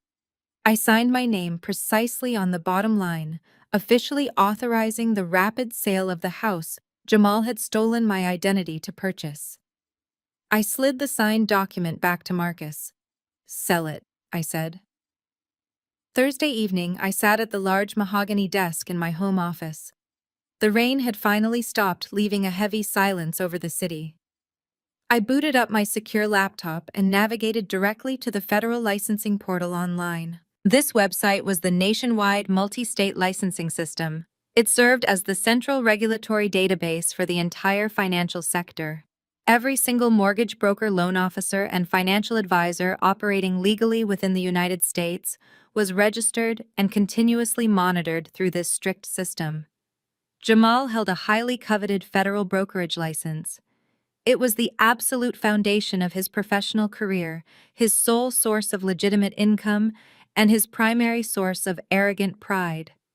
I clicked the bright red button labeled File a Consumer Complaint. The portal immediately opened a highly secure encrypted form. I started typing without hesitation whatsoever. I was a user experience director. I knew exactly how to format data to trigger an immediate and catastrophic systemic response. I systematically outlined his severe violations. First, violation of the Truth in Lending Act by deliberately forging financial disclosures. Second, violation of the Real Estate Settlement Procedures Act by submitting fraudulent down payment gift letters to a federally insured banking institution. Third, direct commission of felony wire fraud by transmitting forged electronic signatures across state lines. I detailed the specific dates of the data theft. I meticulously entered the exact Internet Protocol addresses and the fake email domains used. The compliance investigators monitoring this system did not care about family drama or emotional excuses. They cared exclusively about regulatory integrity and federal law. I attached a compressed digital file containing the certified police report, the recorded audio confession, and the fraudulent Wells Fargo origination logs. I reviewed the final complaint on my screen. It was an absolute masterpiece of corporate destruction. The exact moment I hit submit, the automated system would immediately flag Jamal's unique identification number. The National Regulatory Board would issue a mandatory suspension of his license pending a formal federal investigation by the Justice Department authorities. He would be instantly locked out of every banking portal in the country. He would not be legally able to originate a single loan check, a client's credit score, or collect a single commission check ever again. His entire professional existence would be completely eradicated before he even woke up on Friday morning. I clicked Submit. The screen flashed bright green, confirming the permanent upload of the catastrophic evidence. Friday afternoon arrived with surgical precision. A specialized courier delivered a heavy manila envelope directly to my office desk. I sliced the top open and extracted the freshly drafted legal documents. Eleanor Finch had delivered perfectly. The heavy legal paper felt magnificent. It contained the formal declaration of absolute property ownership and the notarized notice to quit the premises, citing emergency criminal ejectment. I placed the documents carefully into my leather briefcase, alongside the certified police report. The trap was now fully armed and entirely inescapable. I had systematically dismantled their financial security, their professional licenses, and their physical housing. I looked out the massive glass window of my corporate office, watching the traffic far below. Tomorrow night, I would finally attend their housewarming party and personally deliver their absolute destruction. Saturday evening arrived with a heavy, suffocating humidity, but my apartment remained perfectly chilled. I stood before my full-length bedroom mirror, methodically assembling my armor. Tonight was not merely another mandatory family gathering. It was an execution, and I intended to look the part. I chose a stunning tailored emerald green sheath dress that hit just below the knee, paired with classic black stiletto pumps. The color was deliberate, projecting absolute wealth and unshakable control. I pulled my dark hair back into a severe, flawless chignon, ensuring not a single strand was out of place. I applied my makeup with surgical precision, emphasizing the sharp angles of my cheekbones, and finishing with a bold blood-red lipstick. I looked completely untouchable and entirely unbreakable. I walked into my home office and picked up my heavy leather briefcase. It contained the certified police report, the notarized declaration of property ownership, the emergency ejectment notices, and the signed corporate listing agreement. I snapped the brass locks shut. The sharp metallic click echoed in the quiet room, sounding exactly like a loaded weapon. I left my apartment, rode the elevator down to the parking garage, and slid into the driver's seat of my car. The drive to Oak Brook took 45 minutes. I navigated the busy Saturday night traffic with complete mechanical detachment. I did not listen to music. I listened only to the steady hum of the engine and the rhythmic calculation of my impending victory. I exited the highway and entered the exclusive suburban neighborhood. The streets were wide-lined with towering ancient oak trees and manicured lawns. This was the exact type of neighborhood my sister had always coveted, but had never earned the right to occupy. I followed the navigation system until I reached the correct street. The house was impossible to miss. It was a sprawling two-story brick colonial estate sitting on a massive corner lot. The driveway was entirely jammed with expensive vehicles. My parents had clearly invited their entire country club social circle to witness their ultimate triumph. Warm golden light spilled from every single window, illuminating the expensive landscaping. I could hear the faint, muffled sounds of jazz music and overlapping laughter drifting through the heavy evening air. Jamal and Brittany were playing the perfect hosts, completely oblivious to the legal guillotine hanging directly over their heads. I bypassed the crowded driveway and parked my car firmly against the street curb, directly in front of the brick walkway. I turned off the engine and sat in the silence of my cabin for exactly 60 seconds. I looked at the magnificent structure standing before me. The imposing columns, the pristine roof, the expansive front porch. According to the state of Illinois and the federal government, I owned every single brick, every pane of glass, and every blade of grass on this property. I picked up my briefcase, opened my car door, and stepped out onto the paved sidewalk. My stilettos clicked loudly against the concrete as I walked up the winding front path. I bypassed the decorative oversized brass knocker and simply grasped the heavy handle of the front door. I did not bother knocking. The door was unlocked, accommodating the constant flow of arriving party guests. I pushed it open and crossed the threshold into the grand foyer. The immediate sensory overload was intense. The air was thick with the smell of expensive catered food, cheap perfume, and spilled champagne. The foyer featured a sweeping mahogany staircase and a massive crystal chandelier that refracted the light into thousands of glittering shards. Dozens of people were packed into the adjoining living and dining rooms, laughing aggressively and clinking highball glasses. I stood silently in the entryway, my hands gripping my briefcase completely unnoticed for the first 30 seconds. I took a slow, deliberate inventory of my property. I analyzed the expensive Persian rugs covering the hardwood floors. I examined the elaborate floral arrangements sitting on the entryway tables. Every single item in this house had been purchased with the assumption of permanent safety. I walked slowly past the coat closet, running my free hand lightly along the smooth, freshly painted walls.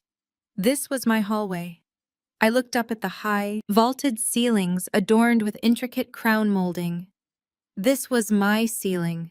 I stepped onto the plush, custom-ordered carpet of the main living area. This was my floor. Then the crowd shifted and I spotted them.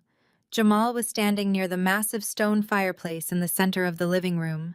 He was wearing a custom-tailored gray suit, holding a snifter of brandy, and laughing loudly at a terrible joke told by one of my father's golfing partners. He looked incredibly smug, radiating the false, unearned confidence of a man who believed he had successfully cheated the universe. Beside him stood my younger sister Brittany. She wore a sparkling designer cocktail dress that she absolutely could not afford. She was holding court with a group of female relatives, waving her hands animatedly as she detailed the extensive renovations she planned to make to the kitchen. The kitchen that legally belonged entirely and exclusively to me. My parents, Thomas and Susan, were positioned near the open-concept kitchen island, proudly pouring expensive vintage wine and accepting endless congratulations on their daughter's magnificent new home. They were practically glowing with absolute self-satisfaction, completely validating their reckless decision to fund a major federal crime. They had intentionally stolen my identity, forged my signature, and hijacked my financial future just to throw this specific, lavish party. I felt a cold, terrifying smile slowly stretch across my face. I gripped the heavy handle of my briefcase tighter. I stepped entirely out of the shadows of the foyer and moved directly into the bright center of the crowded living room, projecting a dominating, undeniable aura that commanded immediate attention. I was finally ready to begin the ultimate demolition. The immediate silence that fell over the living room was palpable. It started near the grand foyer and rippled outward through the crowd like a physical shockwave. Intimate conversations abruptly died. The cheerful clinking of crystal champagne glasses ceased entirely. One by one, the wealthy party guests turned their heads to look at the woman in the emerald green dress standing fiercely in the center of the room. I did not break my stride. I locked my eyes entirely on Jamal. The arrogant, triumphant smile on his face instantly vanished, replaced by a sudden terrifying pale realization. He bumped the heavy stone fireplace with his shoulder as he instinctively took a clumsy step backward. Brittany noticed his sudden movement and followed his terrified gaze. Her jaw dropped slightly, her manicured hand flying to the base of her throat in genuine shock. Before I could utter a single syllable, my parents intercepted me. They moved with a desperate synchronized speed, born entirely of intense social panic. My father reached me first. His large, heavy hand clamped down hard on my left bicep, his thick fingers digging painfully into my skin through the expensive fabric of my dress. He leaned in close, his breath reeking of expensive scotch and burning cigars. "Not here," he hissed, his voice a lethal vibrating whisper designed to crush my rebellion. "You will not make a scene in front of my friends." My mother materialized instantly on my right side. She plastered a sickeningly sweet, entirely false smile on her face for the benefit of the staring guests. "Madeline, darling, what a wonderful surprise," she announced loudly, her voice dripping with artificial cloying warmth. "We were just about to open the vintage wine in the study. Come with us right now." I allowed them to physically maneuver me. I wanted them in a confined space. I wanted the trap fully enclosed before I sprang it. They marched me aggressively down the polished hardwood hallway, away from the glittering chandelier and the curious eyes of the country club elite. Jamal and Brittany abandoned their posts at the fireplace and hurried after us like obedient, terrified dogs. We reached the heavy oak door at the extreme end of the hallway. My father shoved me roughly inside the private study. Jamal followed instantly, slamming the door shut behind us and aggressively throwing the heavy deadbolt lock. The study was a dark, masculine room filled with towering, built-in bookshelves and a massive mahogany desk. It smelled strongly of new leather and fresh paint. The faint, lively sounds of the party became entirely muffled, isolating the five of us in a tense, airless box. The fake smiles vanished instantly. The masks dropped to the floor. The ambush began. "What the hell are you doing here?" Jamal barked, his voice cracking slightly with unmanaged panic. "You explicitly said you were staying in the city. You cannot just show up here looking like a corporate assassin and deliberately freak everybody out." Brittany crossed her arms tightly over her sparkling cocktail dress, her face contorting into a vicious, childish scowl. "You are completely unbelievable, Madeline. This is my absolute dream house. This is my one special night to shine, and you are deliberately trying to sabotage it because you are miserable and alone. You could not just let me have one single victory in my life. I stood completely motionless in the center of the study. I did not rub the sore spot on my arm where my father had grabbed me. I did not respond to my sister's pathetic whining. I simply watched them rapidly unravel. My father stepped forward, pointing a thick, accusing finger directly at my face. I am going to make this incredibly simple for you, Madeline. You are going to put that ridiculous briefcase down. You are going to walk back out into that living room. You are going to smile, mingle, and tell everyone how proud you are of your sister and her husband. If you breathe a single word about the mortgage, I will personally ruin you.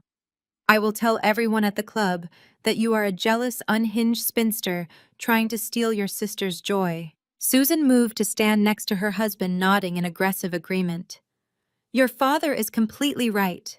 You are acting incredibly hysterical over a simple piece of paperwork. Jamal just borrowed your name for a few weeks until his commission checks clear. Nobody actually got hurt. You are not actually paying for this house.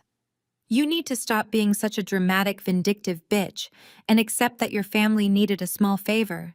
A small favor, I repeated.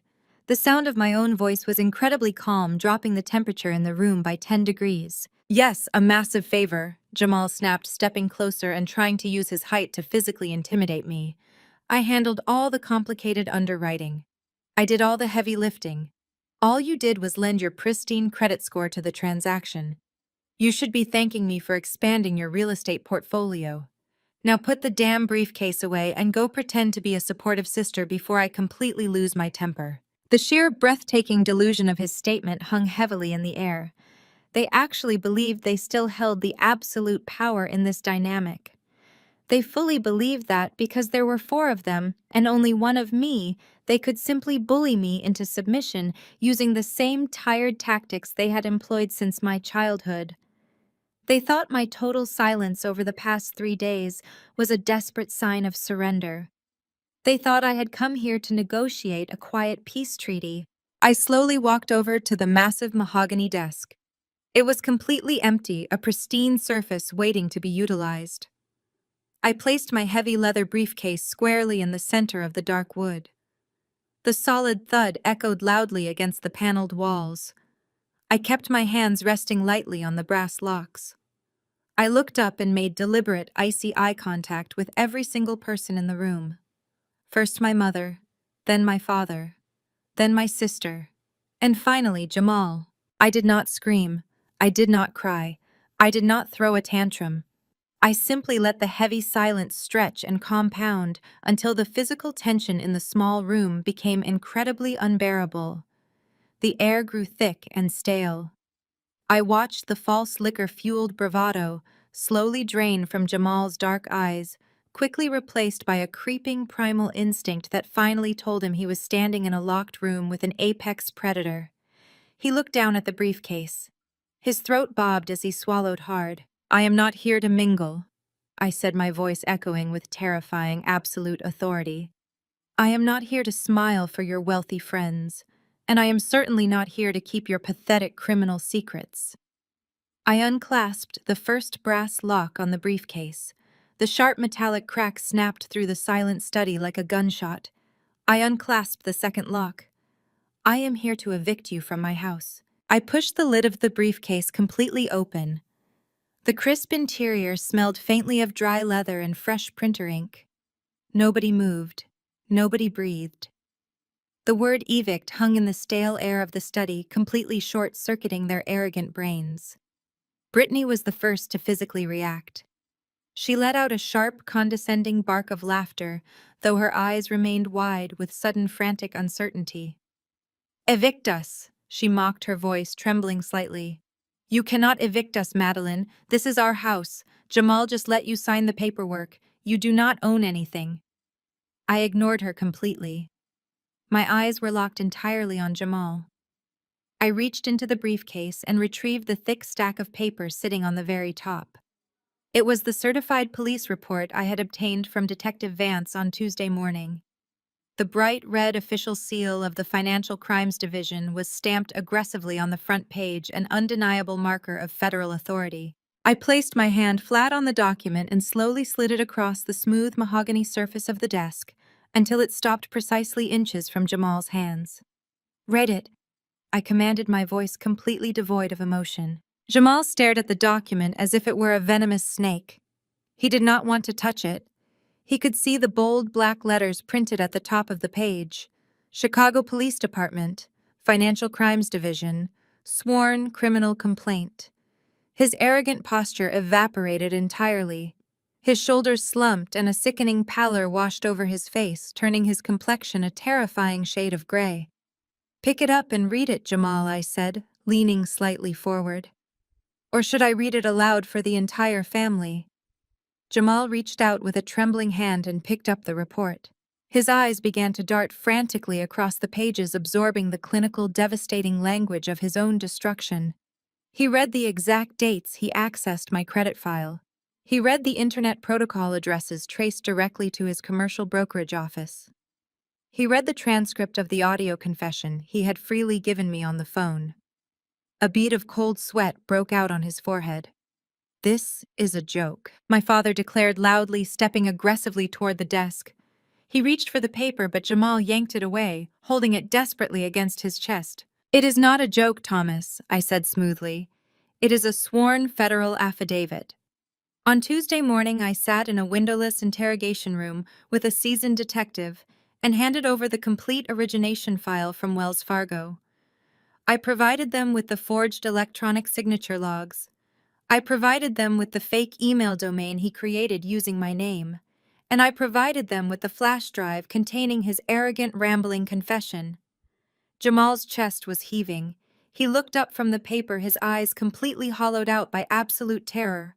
"You went to the cops," he whispered, his voice cracking violently. "You actually went to the cops. I told you I was going to pay the mortgage. I told you we were family." I shook my head slowly, feeling an immense, intoxicating wave of power wash over me. "You are not family. You are a parasite." By transmitting forged financial documents to a federally insured banking institution, you did not just commit standard identity theft. You committed federal wire fraud. The detective immediately forwarded that report to the state attorney general. "There are active arrest warrants currently being drafted for your immediate apprehension." Susan let out a strangled gasp, grabbing the edge of the leather sofa for physical support. "Arrest warrants," she shrieked. "Madeline, you stop this right now. You call them and tell them you made a mistake. You tell them you gave him permission." I turned my icy gaze to my mother. "It does not work that way, Susan. You cannot simply cancel a federal investigation because it ruins your dinner party. The banking system is the victim here, and the federal government is extremely protective of its insured institutions. Furthermore, I already submitted the certified police report to the nationwide multi-state licensing system. I filed an emergency consumer complaint detailing his deliberate violations of the Truth in Lending Act and the Real Estate Settlement Procedures Act." Jamal dropped the police report onto the floor. His legs seemed to completely lose their structural integrity. He collapsed backward into one of the heavy leather chairs, staring blankly at the wall. "My license?" He choked out, his hands shaking violently in his lap. "My federal brokerage license. It is permanently revoked." I confirmed, delivering the absolute finality of the blow. "The automated system flagged your unique identification number the moment I submitted the evidence. You have been completely locked out of every financial portal in the country. You cannot originate loans. You cannot access client files. Your career in the financial sector is entirely eradicated. By Monday morning, your brokerage firm will terminate you to avoid federal complicity." Brittany lunged forward, her face twisted into a mask of pure, unadulterated hatred. "You malicious bitch," she screamed, spittle flying from her lips. "You destroyed my husband over a stupid signature. We are living here. This is our home. How could you do this to us?" My father slammed his fist violently onto the mahogany desk. "I will hire the best defense attorneys in the state." He roared, his face turning an alarming shade of purple. "I will drain every single account I have to keep him out of prison, and I will personally sue you for malicious prosecution. You will not get away with destroying this family, Madeline." I watched my father rage, entirely unimpressed by his hollow threats. "You cannot ever hire a defense attorney." "Thomas," I stated very calmly, "you simply do not have the necessary financial resources available to you anymore. Because you recklessly gave away your entire retirement savings to secretly fund his massive, fraudulent, and undeniable criminal enterprise." My father froze, his mouth hanging open in a silent, grotesque caricature of shock. He had arrogantly assumed his financial contribution to this crime was completely untraceable, a secret pact made between a desperate father and a manipulative son-in-law. He looked at Susan, whose face had completely lost its artificial elasticity. The realization that I knew about their $100,000 fraudulent gift entirely paralyzed them. But I was not finished. I dismissed my parents from my immediate focus and turned my attention back to the shattered man sitting in the leather chair. I reached into my heavy briefcase for the second time. Jamal watched my hand disappear into the dark leather interior with wide, unblinking eyes. He was hyperventilating, his chest rising and falling in rapid bursts. He had already absorbed the reality of the police report, but his arrogant brain was desperately trying to calculate a way out, a backdoor negotiation. I pulled out a single sheet of crisp white paper and placed it delicately next to the police report on the mahogany desk. It was a printed screenshot. The header displayed the official logo of the nationwide multi-state licensing system. Below the logo was his full legal name, his unique federal identifier number, and a bold red banner that read "Emergency Suspension Pending Investigation." "This is the receipt I received yesterday evening," I explained, tapping my manicured index finger directly on the red banner. "I know you heard me mention the NMLS a moment ago, but I need you to truly comprehend the absolute finality of this document." I logged directly into the federal portal, using my verified credentials. I uploaded the forged Wells Fargo origination documents. I uploaded the fake digital signature certificates. I uploaded the pristine audio file of you explicitly confessing to financial fraud. The automated regulatory algorithms instantly flagged your file. By the time you woke up this morning to prepare for this lavish party, your federal brokerage license was already completely dead. Jamal leaned forward, his shaking hands gripping his knees. He stared at the piece of paper, frantically reading the specific regulatory codes I had cited. "No," he whispered, shaking his head in a pathetic motion. "No, you cannot do this. You cannot touch my license. I have 20 pending files in my active pipeline. I have innocent families closing on their homes next week.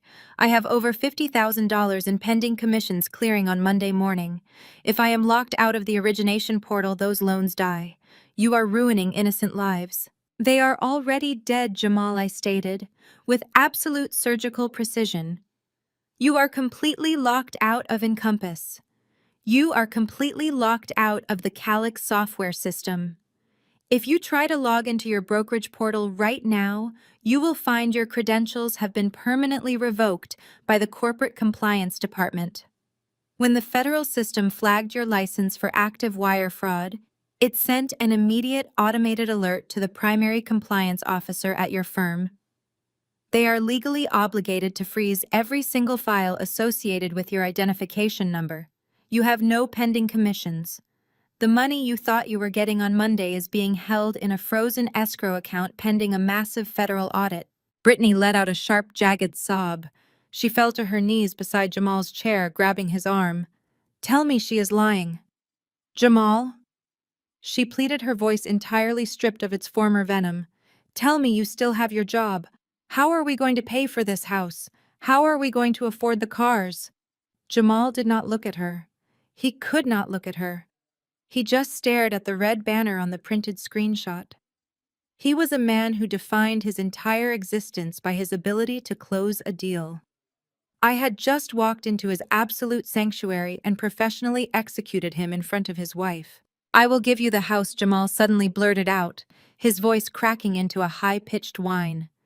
He looked up at me, tears freely streaming down his face, completely abandoning any remaining shred of masculine dignity. "I will sign a quitclaim deed right now. We will pack all of our things tonight. You can have the property. You can have the $100,000 your parents put down. Just call the board, call the NMLS, and tell them you made a mistake. Tell them it was a massive misunderstanding. Please, Madeline, I cannot work in finance ever again. I will be completely ruined. I stood tall, looking down at the weeping, broken man and my pathetic, trembling sister. The sheer audacity of his request was magnificent. You still fundamentally misunderstand the mechanics of the machine you activated, Jamal. The nationwide multi-state licensing system is not a customer service department. It is a strict federal regulatory body. You cannot simply retract a complaint of this magnitude once the physical evidence of forgery has been verified. The button has been pressed. The system is executing its automated protocol. You are permanently unemployable in any sector that handles secured finances. On Monday morning, your firm will officially terminate your employment. On Tuesday, they will seize your corporate assets and turn them over to the federal authorities. The heavy silence in the study returned, completely suffocating the four of them. The faint rhythmic bass of the jazz music from the crowded living room thumped against the heavy oak door, a sharp contrast to the absolute devastation occurring inside this room. My father had backed away, leaning heavily against the built-in bookshelves, clutching his chest, as the grim reality of his permanently lost retirement savings finally took hold. Susan was weeping silently into her hands. Jamal and Brittany were huddled together, completely paralyzed by the catastrophic destruction of their financial future. The career execution was flawlessly complete. But I was still not finished. I had one final legal document remaining inside my leather briefcase. I reached into the dark, crisp interior of my leather briefcase for the third and final time. I withdrew the thick stack of legal documents and placed them squarely on the mahogany desk right next to the damning police report and the federal license suspension notice. She pointed a trembling finger at the new stack of papers. "What else could you possibly have?" she shrieked, her voice echoing painfully in the confined space. "You cannot take this house, Madeline. We put $100,000 down on this property. Mom and Dad gave us their retirement money. We have equity. You cannot just kick us out of a house we paid for." I looked at my younger sister, feeling absolutely nothing but clinical fascination at her profound ignorance. "This is the official recorded property deed, Brittany. I want you to step forward and read the name printed on the grantee line." She hesitated, glancing frantically at our mother for support. Brittany took a hesitant step forward. She leaned over the desk, her eyes scanning the dense legal text until she found the highlighted section. "It just says your name," she whispered, the fight suddenly draining from her voice. "It says Madeline Hayes. Where is Jamal? Where is my name?" "You are not on the deed," I explained, delivering the words with the slow, deliberate cadence of a teacher instructing a remarkably slow child. Because Jamal's credit score was entirely toxic, the title company legally recorded this property exclusively in the name of the approved borrower. That is me. You are simply unauthorized occupants squatting in my luxury real estate. My father pushed himself off the bookshelf, his face flushed with renewed desperate anger. "That is a technicality," he bellowed, slamming his fist against the wood paneling. "We provided the $100,000 down payment. That money secures their equity in this property, and a judge will see exactly what you are trying to do." I turned to face my father, an icy smile finally breaking across my face. "You really do not understand the magnificent trap your son-in-law built, Thomas. When you provide a massive cash down payment for a conventional mortgage underwritten by a federal bank, you are legally required to submit a certified gift letter. That letter explicitly states that the money is a pure gift to the primary borrower with absolutely zero expectation of repayment or ownership interest." The color drained entirely from my father's face. "Jamal forged that exact gift letter," I continued, my voice ringing with undeniable triumph. "He legally documented your life savings as a non-refundable $100,000 financial gift given directly to me. You have zero legal standing to claim equity. You willingly handed over your entire retirement fund to a criminal, and he legally registered it as a personal donation to my bank account." Brittany let out an ear-piercing scream. She lunged toward the desk, violently grabbing the stack of papers. She started ripping the heavy paper into jagged shreds, throwing the pieces into the air. "You cannot have it!" she sobbed hysterically, her carefully constructed facade completely shattering into a million pieces. "It is my money. It is my house. You are a monster." I watched the shredded paper flutter to the hardwood floor, completely unmoved by her violent display. "Those are just copies, Brittany," I stated plainly. I reached into my briefcase one last time and pulled out a sleek silver-embossed folder. I opened it and laid it flat on the mahogany desk. "I hired a ruthless corporate liquidator named Marcus Sterling yesterday morning. This document is a fully executed exclusive listing agreement. I have officially placed this property on the private market. Marcus is currently shopping this house to a network of aggressive cash investors who specialize in rapid acquisitions." Jamal lifted his head from his hands, his eyes bloodshot and completely wild. "You are selling the house." He choked out his voice, a ragged whisper. "I am selling the house," I confirmed, locking my eyes with his. "The new corporate buyer will bypass the standard 30-day escrow. They will wire the funds directly into my accounts by next Friday. I will use those proceeds to completely pay off the $700,000 fraudulent loan balance at Wells Fargo, entirely clearing my name from your criminal debt." "And the $100,000 down payment?" my father asked, his voice shaking with absolute terror. I smiled, letting my strategies sink into their arrogant bones. "I am keeping your retirement savings as compensatory damages for the severe emotional distress, the identity theft, and the massive legal fees I had to incur to clean up your mess. It is the price of your betrayal." Susan finally broke her catatonic silence. She let out a horrific guttural wail, sliding down the leather sofa until she collapsed entirely onto the floor. She curled into a tight fetal position, clutching her stomach as she wept for her lost wealth and her destroyed golden child. My father stumbled backward, his legs giving out. He fell heavily into one of the leather armchairs, his hands gripping his chest as he stared into the dark, empty fireplace. He was completely broken, a pathetic shell of the demanding, entitled patriarch who had commanded my obedience for 33 years. I looked at the ruined family, entirely crushed by the absolute weight of their own actions. I picked up my leather briefcase and snapped the brass lock shut. The sharp metallic click echoed like a final gavel strike. "I have also filed an emergency ejectment order," I announced, turning toward the heavy oak door. "The county sheriff will arrive on Monday morning to physically remove you from my property. I suggest you spend the rest of your lovely party packing your bags." I pushed the heavy oak door completely open, stepping back into the bright light, and walked away from them forever. I had barely taken 3 steps into the brightly lit hallway when I heard the heavy oak door wrench open behind me. The lively sounds of the jazz trio and the cheerful clinking of champagne glasses from the living room washed over me. But those festive noises were instantly pierced by the sound of my father's frantic, heavy footsteps. "Madeline, wait." He gasped, his voice entirely devoid of its usual booming, arrogant authority. It was a pathetic, ragged wheeze. I stopped on the expensive Persian runner, but I did not immediately turn around. I simply waited, letting him close the physical distance. He grabbed my shoulder. His grip was not the commanding, painful grasp he had used earlier when he dragged me into the study.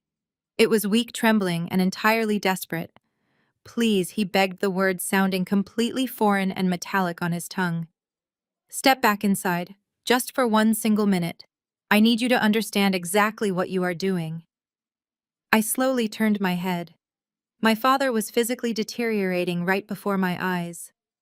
The flushed purple rage that had dominated his features moments ago had vanished entirely, leaving his skin a sickly ashen gray. Heavy sweat beaded on his forehead, and his eyes were wide with a terror so profound it bordered on complete madness. Behind him, Susan emerged from the shadows of the study. She was no longer the perfectly composed country club matriarch, hosting the social event of the season. Her expensive makeup was heavily smeared with tears, and she held her cashmere cardigan tightly around her shivering frame. I stepped back over the threshold, pulling the heavy door almost shut to block out the oblivious party guests, but leaving a small crack so the stifling air could escape. "I am not negotiating, Thomas," I said, crossing my arms defensively over my chest. The documents are officially filed. The house is currently being sold.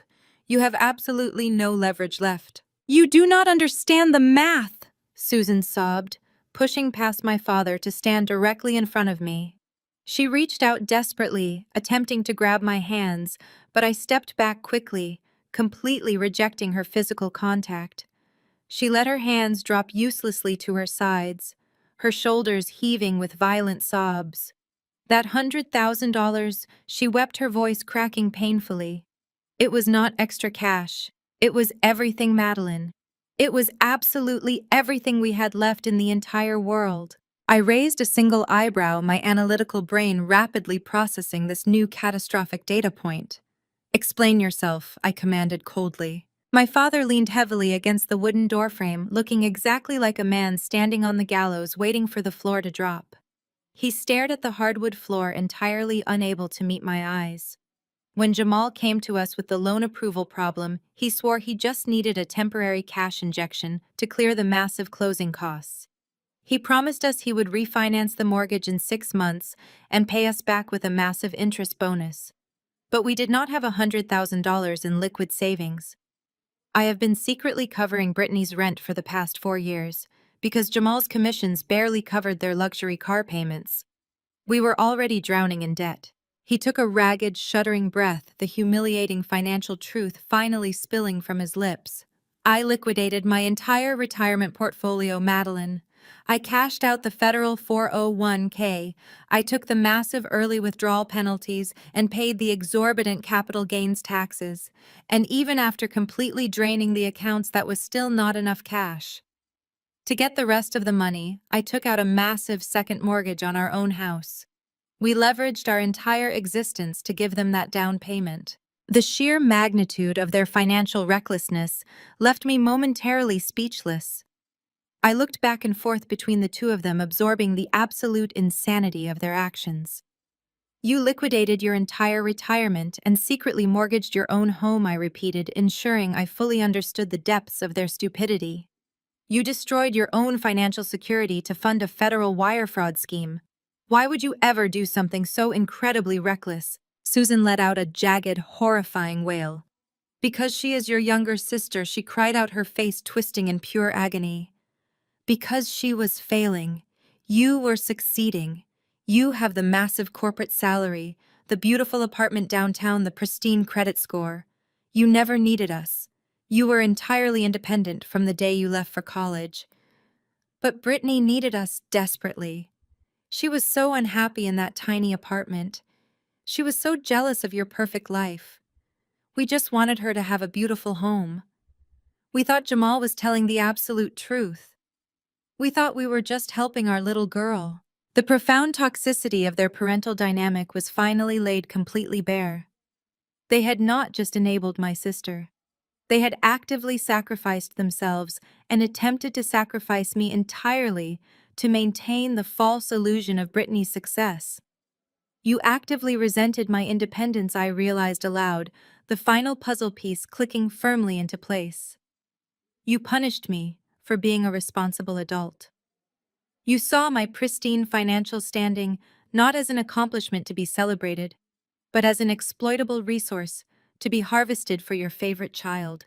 And when I did not voluntarily hand my future over, you decided it was perfectly acceptable to help a criminal steal it. Madeline, please, my father begged, tears finally spilling over his eyelids and tracking down his pale cheeks. If you keep that $100,000, we are completely ruined. The second mortgage payments begin next month. Without our retirement income to cover the massive interest rate, the bank will foreclose on our house within 90 days. We are 65 years old. We will be completely destitute. We will be out on the street. You are our daughter. You cannot legally leave your own parents homeless. I looked at the two people who had brought me into this world. I searched my heart for even a microscopic fraction of empathy, a tiny spark of familial obligation. There was absolutely nothing. The void they had created through 33 years of neglect and financial exploitation was entirely empty. I whispered, my voice carrying the lethal, unforgiving chill of a winter storm. And I absolutely will. Susan collapsed against the wall, her legs completely giving out. She slid down the expensive wood paneling until she hit the floor, burying her face in her hands and sobbing hysterically. My father simply stared at me, his mouth opening and closing silently. "You made a deliberate choice, Thomas," I said softly. "You legally signed that money away to destroy my life. You gambled your own home to steal mine. You lost." I stepped back out into the bright hallway, leaving them huddled on the floor. I did not look back. The heavy oak door of the study did not close completely behind me. It rebounded slightly on its expensive brass hinges, leaving a gap just wide enough to broadcast the impending implosion to the rest of the house. I walked slowly toward the grand foyer, my heels clicking methodically against the imported marble tiles. I had every intention of walking straight out the front door, but the sheer immediate volume of the ensuing explosion forced me to pause beside the sweeping staircase. The toxic ecosystem they had built and maintained for decades was finally collapsing under its own corrupted weight. Inside the study, the stunned silence abruptly shattered. Brittany was the first to speak, her voice completely stripped of its usual whining entitlement. It was a feral, visceral screech of pure, unadulterated rage. She had finally processed the fact that Jamal's arrogance had destroyed her luxury lifestyle. "You lied to me!" she screamed, the sound echoing violently off the vaulted ceilings. "You told me you had the mortgage handled. You told me my parents providing the money was just a temporary bridge loan. You stupid, incompetent loser, you ruined everything. My friends are in the living room right now drinking imported champagne, and you are telling me I am going to be evicted by the police." Jamal fired back instantly, his own panic morphing into a vicious defensive cruelty. "I did it for you, you ungrateful parasite," he roared, his voice cracking with immense strain. "You just had to have the Oakbrook zip code. You just had to have the custom marble countertops and the imported Italian tile. You spend money faster than I can possibly print it. And when I finally figure out a way to get you the massive castle you demanded, you call me a loser. I risked federal prison to keep you from throwing another one of your pathetic tantrums." I heard the distinct, sharp sound of a heavy glass object shattering against the wood paneling. Someone had hurled a whiskey tumbler across the room. The smooth jazz trio playing in the living room abruptly stopped in the middle of a measure. The cheerful, arrogant chatter of the 60 party guests died, instantly replaced by a suffocating, incredibly awkward silence. Every single person in the house was now frozen, listening intently to the graphic destruction of the Hayes family. Thomas suddenly erupted, his booming voice cutting through Jamal and Brittany's vicious crossfire. The horrifying realization that he was facing actual immediate homelessness broke his lifelong habit of shielding his youngest daughter from all consequences. "Shut your mouth, Brittany!" my father bellowed, his tone raw and desperately gravelly. "He did this for you, but you let him take our money. You knew exactly what you were doing. You knew we did not have $100,000 in liquid cash lying around. You knew I had to leverage the house to get you that money." Brittany did not back down. Instead, her profound toxic selfishness flared even higher, completely blinding her to her parents' catastrophic sacrifice. "I did not ask you to take out a massive second mortgage," she shrieked defensively, her voice echoing into the silent hallway. "That was your choice. You are the parents. You are supposed to provide for me. It is not my fault you made a stupid financial decision to help Jamal. What am I supposed to do now? Where am I supposed to live? I cannot go back to a tiny apartment." That was the absolute breaking point for Susan. The mother who had sacrificed her own financial security, alienated her eldest daughter, and mortgaged her entire future for her golden child, finally saw the monster she had meticulously created. "Provide for you," Susan wailed, her voice trembling with a mixture of absolute disgust and profound sorrow. "You are 30 years old.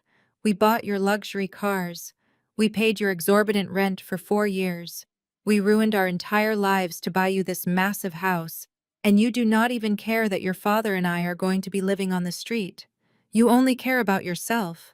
You have always only cared about yourself." The shouting escalated into an unintelligible, deafening roar of mutual hatred and desperate recrimination. Jamal was screaming at Thomas about impossible, suffocating expectations. Thomas was screaming at Jamal about ruined credit and federal prison sentences. Brittany and Susan were locked in a vicious, tearful screaming match about gratitude, financial betrayal, and ruined lives. The carefully constructed facade of the perfect affluent suburban family was being violently torn to absolute shreds. They were tearing each other apart, like starving animals trapped in a locked cage, each desperately trying to blame the other for the catastrophic trap they had willingly walked into. I stood perfectly still by the front door, smoothly slipping my arms into my tailored trench coat. Several affluent party guests had spilled out of the massive living room and into the grand foyer to investigate the commotion.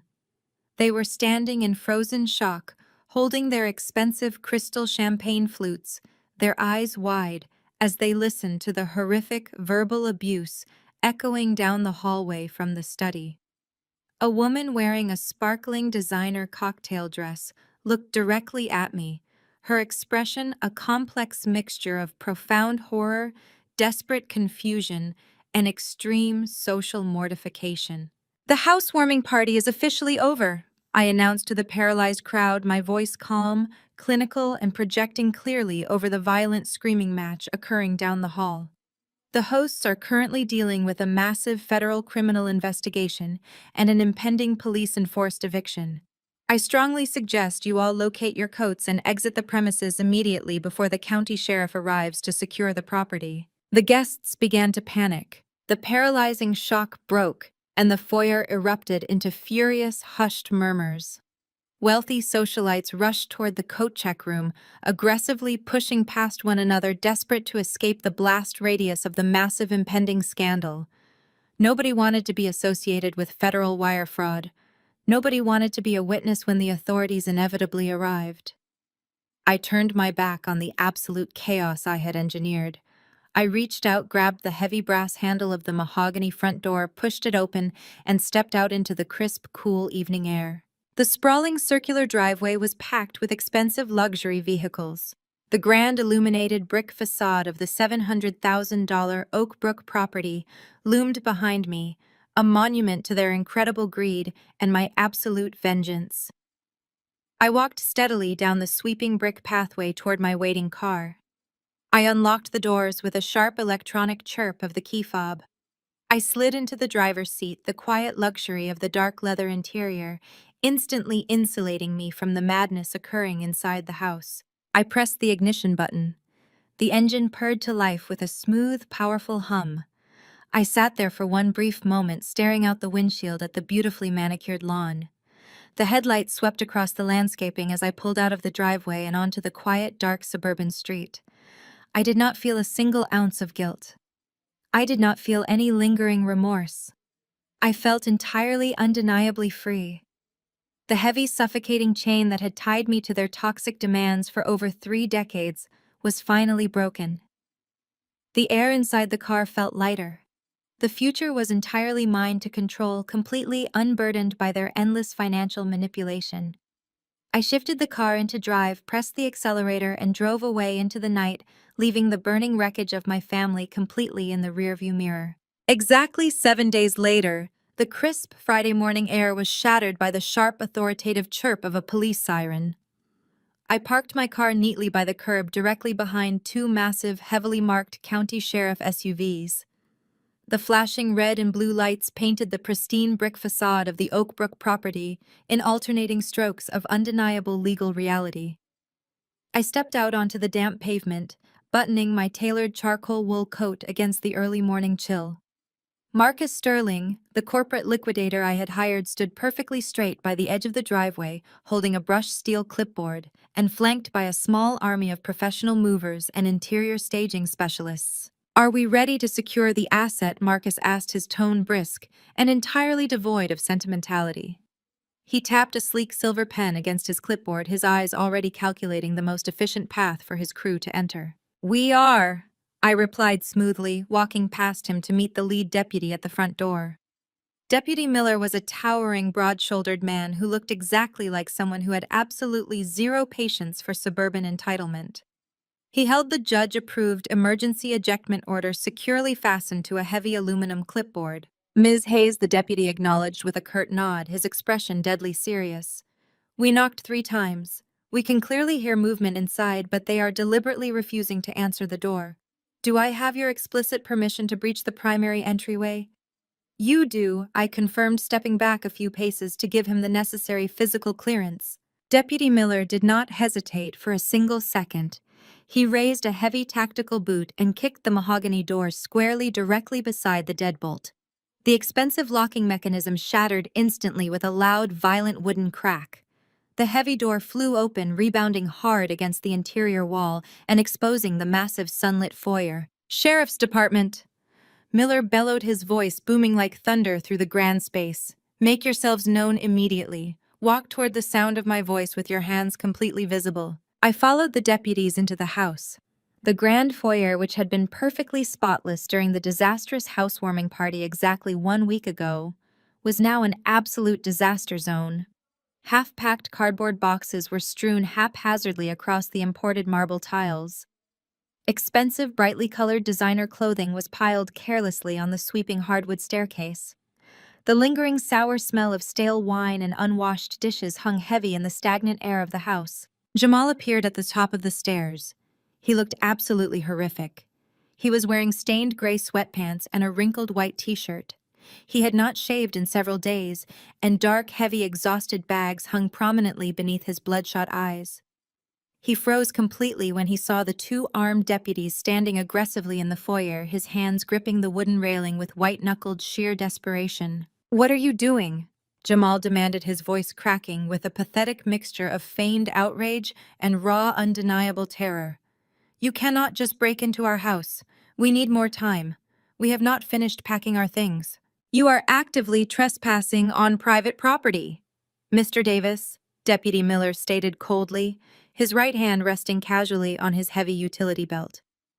The legal grace period for the emergency ejectment order officially expired at exactly 8 o'clock this morning. You have exactly 5 minutes to gather your immediate personal belongings and vacate the premises, or you will be placed in handcuffs and arrested for criminal trespass. Brittany emerged slowly from the master bedroom directly behind Jamal. She looked just as entirely ruined as he did. Her usually pristine, carefully styled blonde hair was tangled in a messy, greasy knot, and her face was heavily puffy and bright red from days of uninterrupted hysterical crying. When she finally looked down and saw me standing calmly behind the deputies, her profound sorrow instantly morphed back into feral, unpredictable rage. "This is illegal!" she shrieked, bounding wildly down the carpeted stairs toward me. "You cannot do this to us, Madeline. The moving truck does not get here until tomorrow afternoon. Where are we supposed to sleep tonight? We do not have anywhere to go. Mom and Dad will not answer our phone calls." "That sounds entirely like a personal logistics problem, Brittany," I replied, my voice cool, even, and completely hollow of empathy. "The county judge signed the final execution order yesterday afternoon. Your legal status as unauthorized squatters has been officially and permanently terminated. I am reclaiming my physical asset." "You malicious bitch," Brittany screamed violently, lunging across the bottom step of the foyer. She did not make it within 10 feet of me. The second deputy intercepted her flawlessly, stepping aggressively into her path and grabbing her violently by the upper arm. He spun her around forcefully, pinning her securely against the wall with absolute terrifying professional efficiency. "Ma'am, if you attempt to physically assault the legal property owner, you will leave this residence in the back of a squad car," the deputy warned, his voice dangerously low and commanding. "Go upstairs, get a single bag of clothing, and get out of this house immediately." Jamal ran down the remaining stairs, putting his trembling hands up in a desperate, placating gesture. Okay, we are leaving," he stammered nervously, physically pulling his hysterical wife away from the unyielding deputy. "Just give us 5 minutes. We are leaving right now. Please do not arrest her." They scrambled desperately around the massive living room, grabbing random handfuls of loose clothing, expensive toiletries, and unboxed electronics, shoving them indiscriminately into oversized, cheap black garbage bags. It was a pathetic, highly chaotic display of rapid downward mobility. The affluent, untouchable facade they had literally murdered their financial future to construct was currently being stuffed into heavy-duty trash bags under the watchful, unblinking eyes of armed law enforcement. I stood precisely in the center of the living room, watching the frenzied, humiliating evacuation with absolute clinical detachment.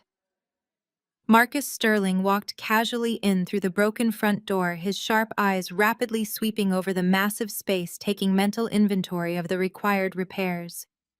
He began rapidly barking orders into a sleek wireless headset, ignoring the crying, frantic couple completely. "Bring the industrial cleaning crew in immediately," Marcus directed, pointing toward the kitchen. "Have the locksmith replace the front and rear deadbolts right now.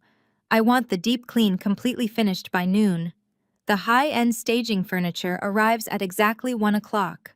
We have our very first high-priority cash investor walkthrough scheduled for 4 o'clock this afternoon. Do not slow down." Jamal dragged 3 heavy, bulging garbage bags toward the shattered front door. He stopped on the threshold and turned to look at me one final time. The arrogant, untouchable golden boy of the commercial financial sector was entirely gone, permanently replaced by a broken, humiliated criminal nervously waiting for his inevitable federal indictment. "You won," he whispered, his voice incredibly hollow and defeated.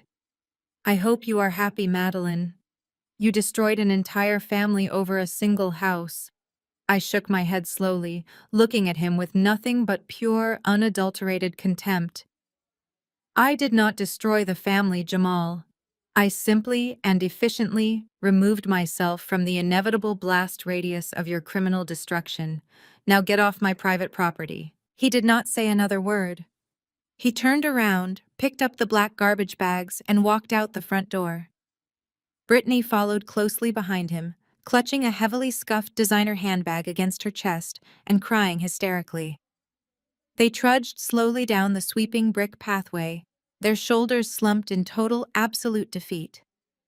They awkwardly loaded the trash bags into the cramped trunk of a battered, heavily dented silver sedan that clearly belonged to a bottom-tier budget rental agency. Their massive, shiny luxury SUVs had completely vanished, most likely reclaimed by aggressive bank repossession agents earlier in the week. I watched quietly from the large bay window as Jamal desperately started the engine. The cheap sedan sputtered loudly to life and slowly rolled down the quiet, incredibly affluent suburban street, finally disappearing around the corner. The toxic parasitic infection that had plagued my entire adult life had been successfully surgically excised. Deputy Miller approached me, lowering his aluminum clipboard and clicking his pen shut. "The premises are completely clear, Ms. Hayes. The property is entirely and legally yours to control once again. We will wait outside by our vehicles until your professional locksmith officially secures the perimeter." "Thank you, Deputy," I said, offering a very polite, highly professional smile. The heavy rhythmic thud of thick construction boots loudly echoed through the foyer as Marcus's aggressive corporate staging team swarmed quickly into the house. They carried tall aluminum ladders, massive plastic buckets of industrial-strength cleaning supplies, and thick rolls of clear protective carpet film. The absolute ruthless transformation of the property was already beginning. The dark, lingering ghosts of my terrible family were being violently scrubbed away, painted entirely over, and systematically erased from the physical environment.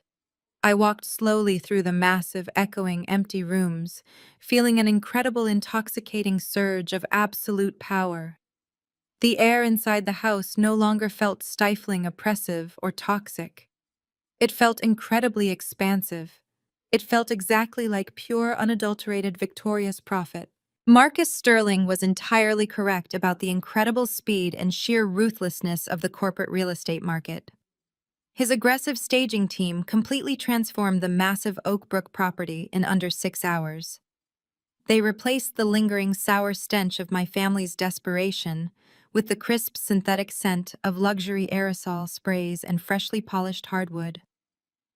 The first high-priority cash investor walked through the shattered and newly repaired front door at exactly 4 o'clock on Friday afternoon.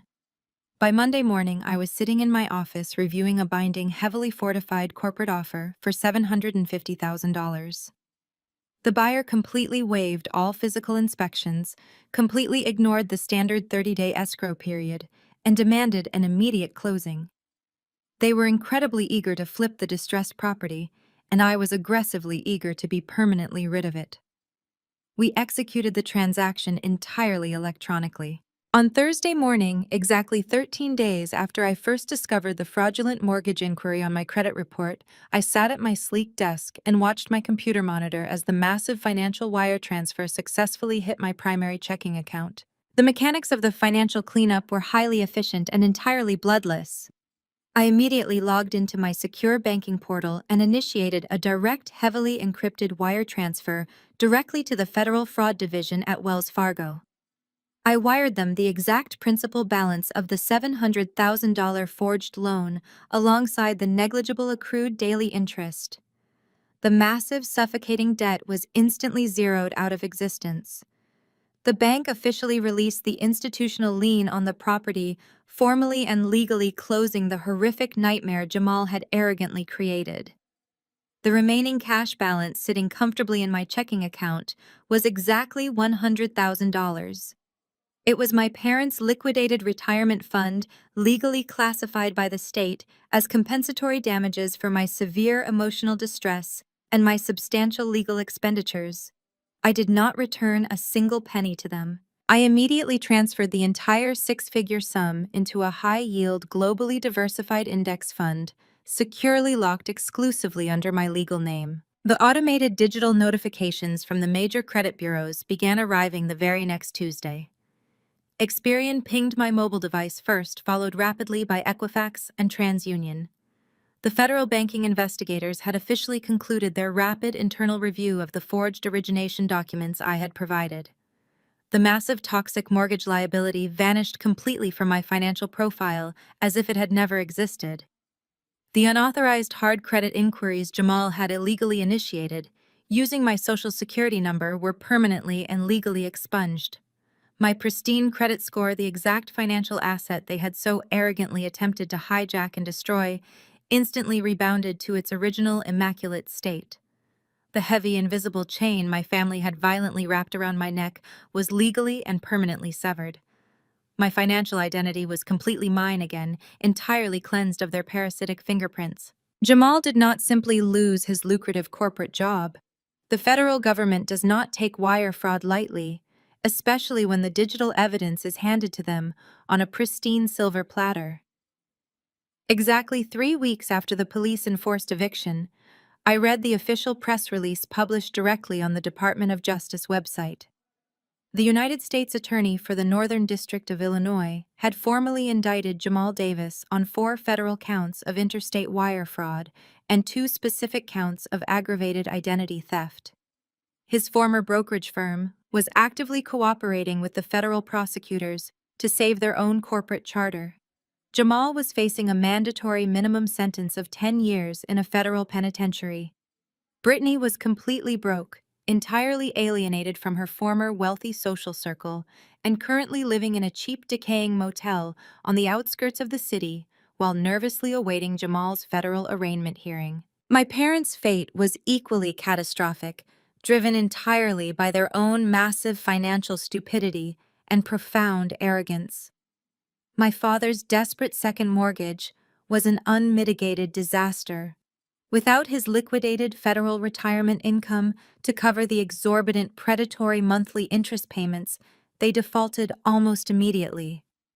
I received exactly 1 frantic, desperate voicemail from Susan sobbing hysterically about the bank initiating formal foreclosure proceedings on their longtime home. I listened to the pathetic message exactly once, feeling completely devoid of any human emotion, and then permanently blocked her cellular number. They had willingly gambled their entire financial existence to secretly fund a criminal enterprise, and the house always wins. They were going to legally lose their home, their arrogant social status, and their precious golden child, all in one sweeping, brutal stroke of karmic justice.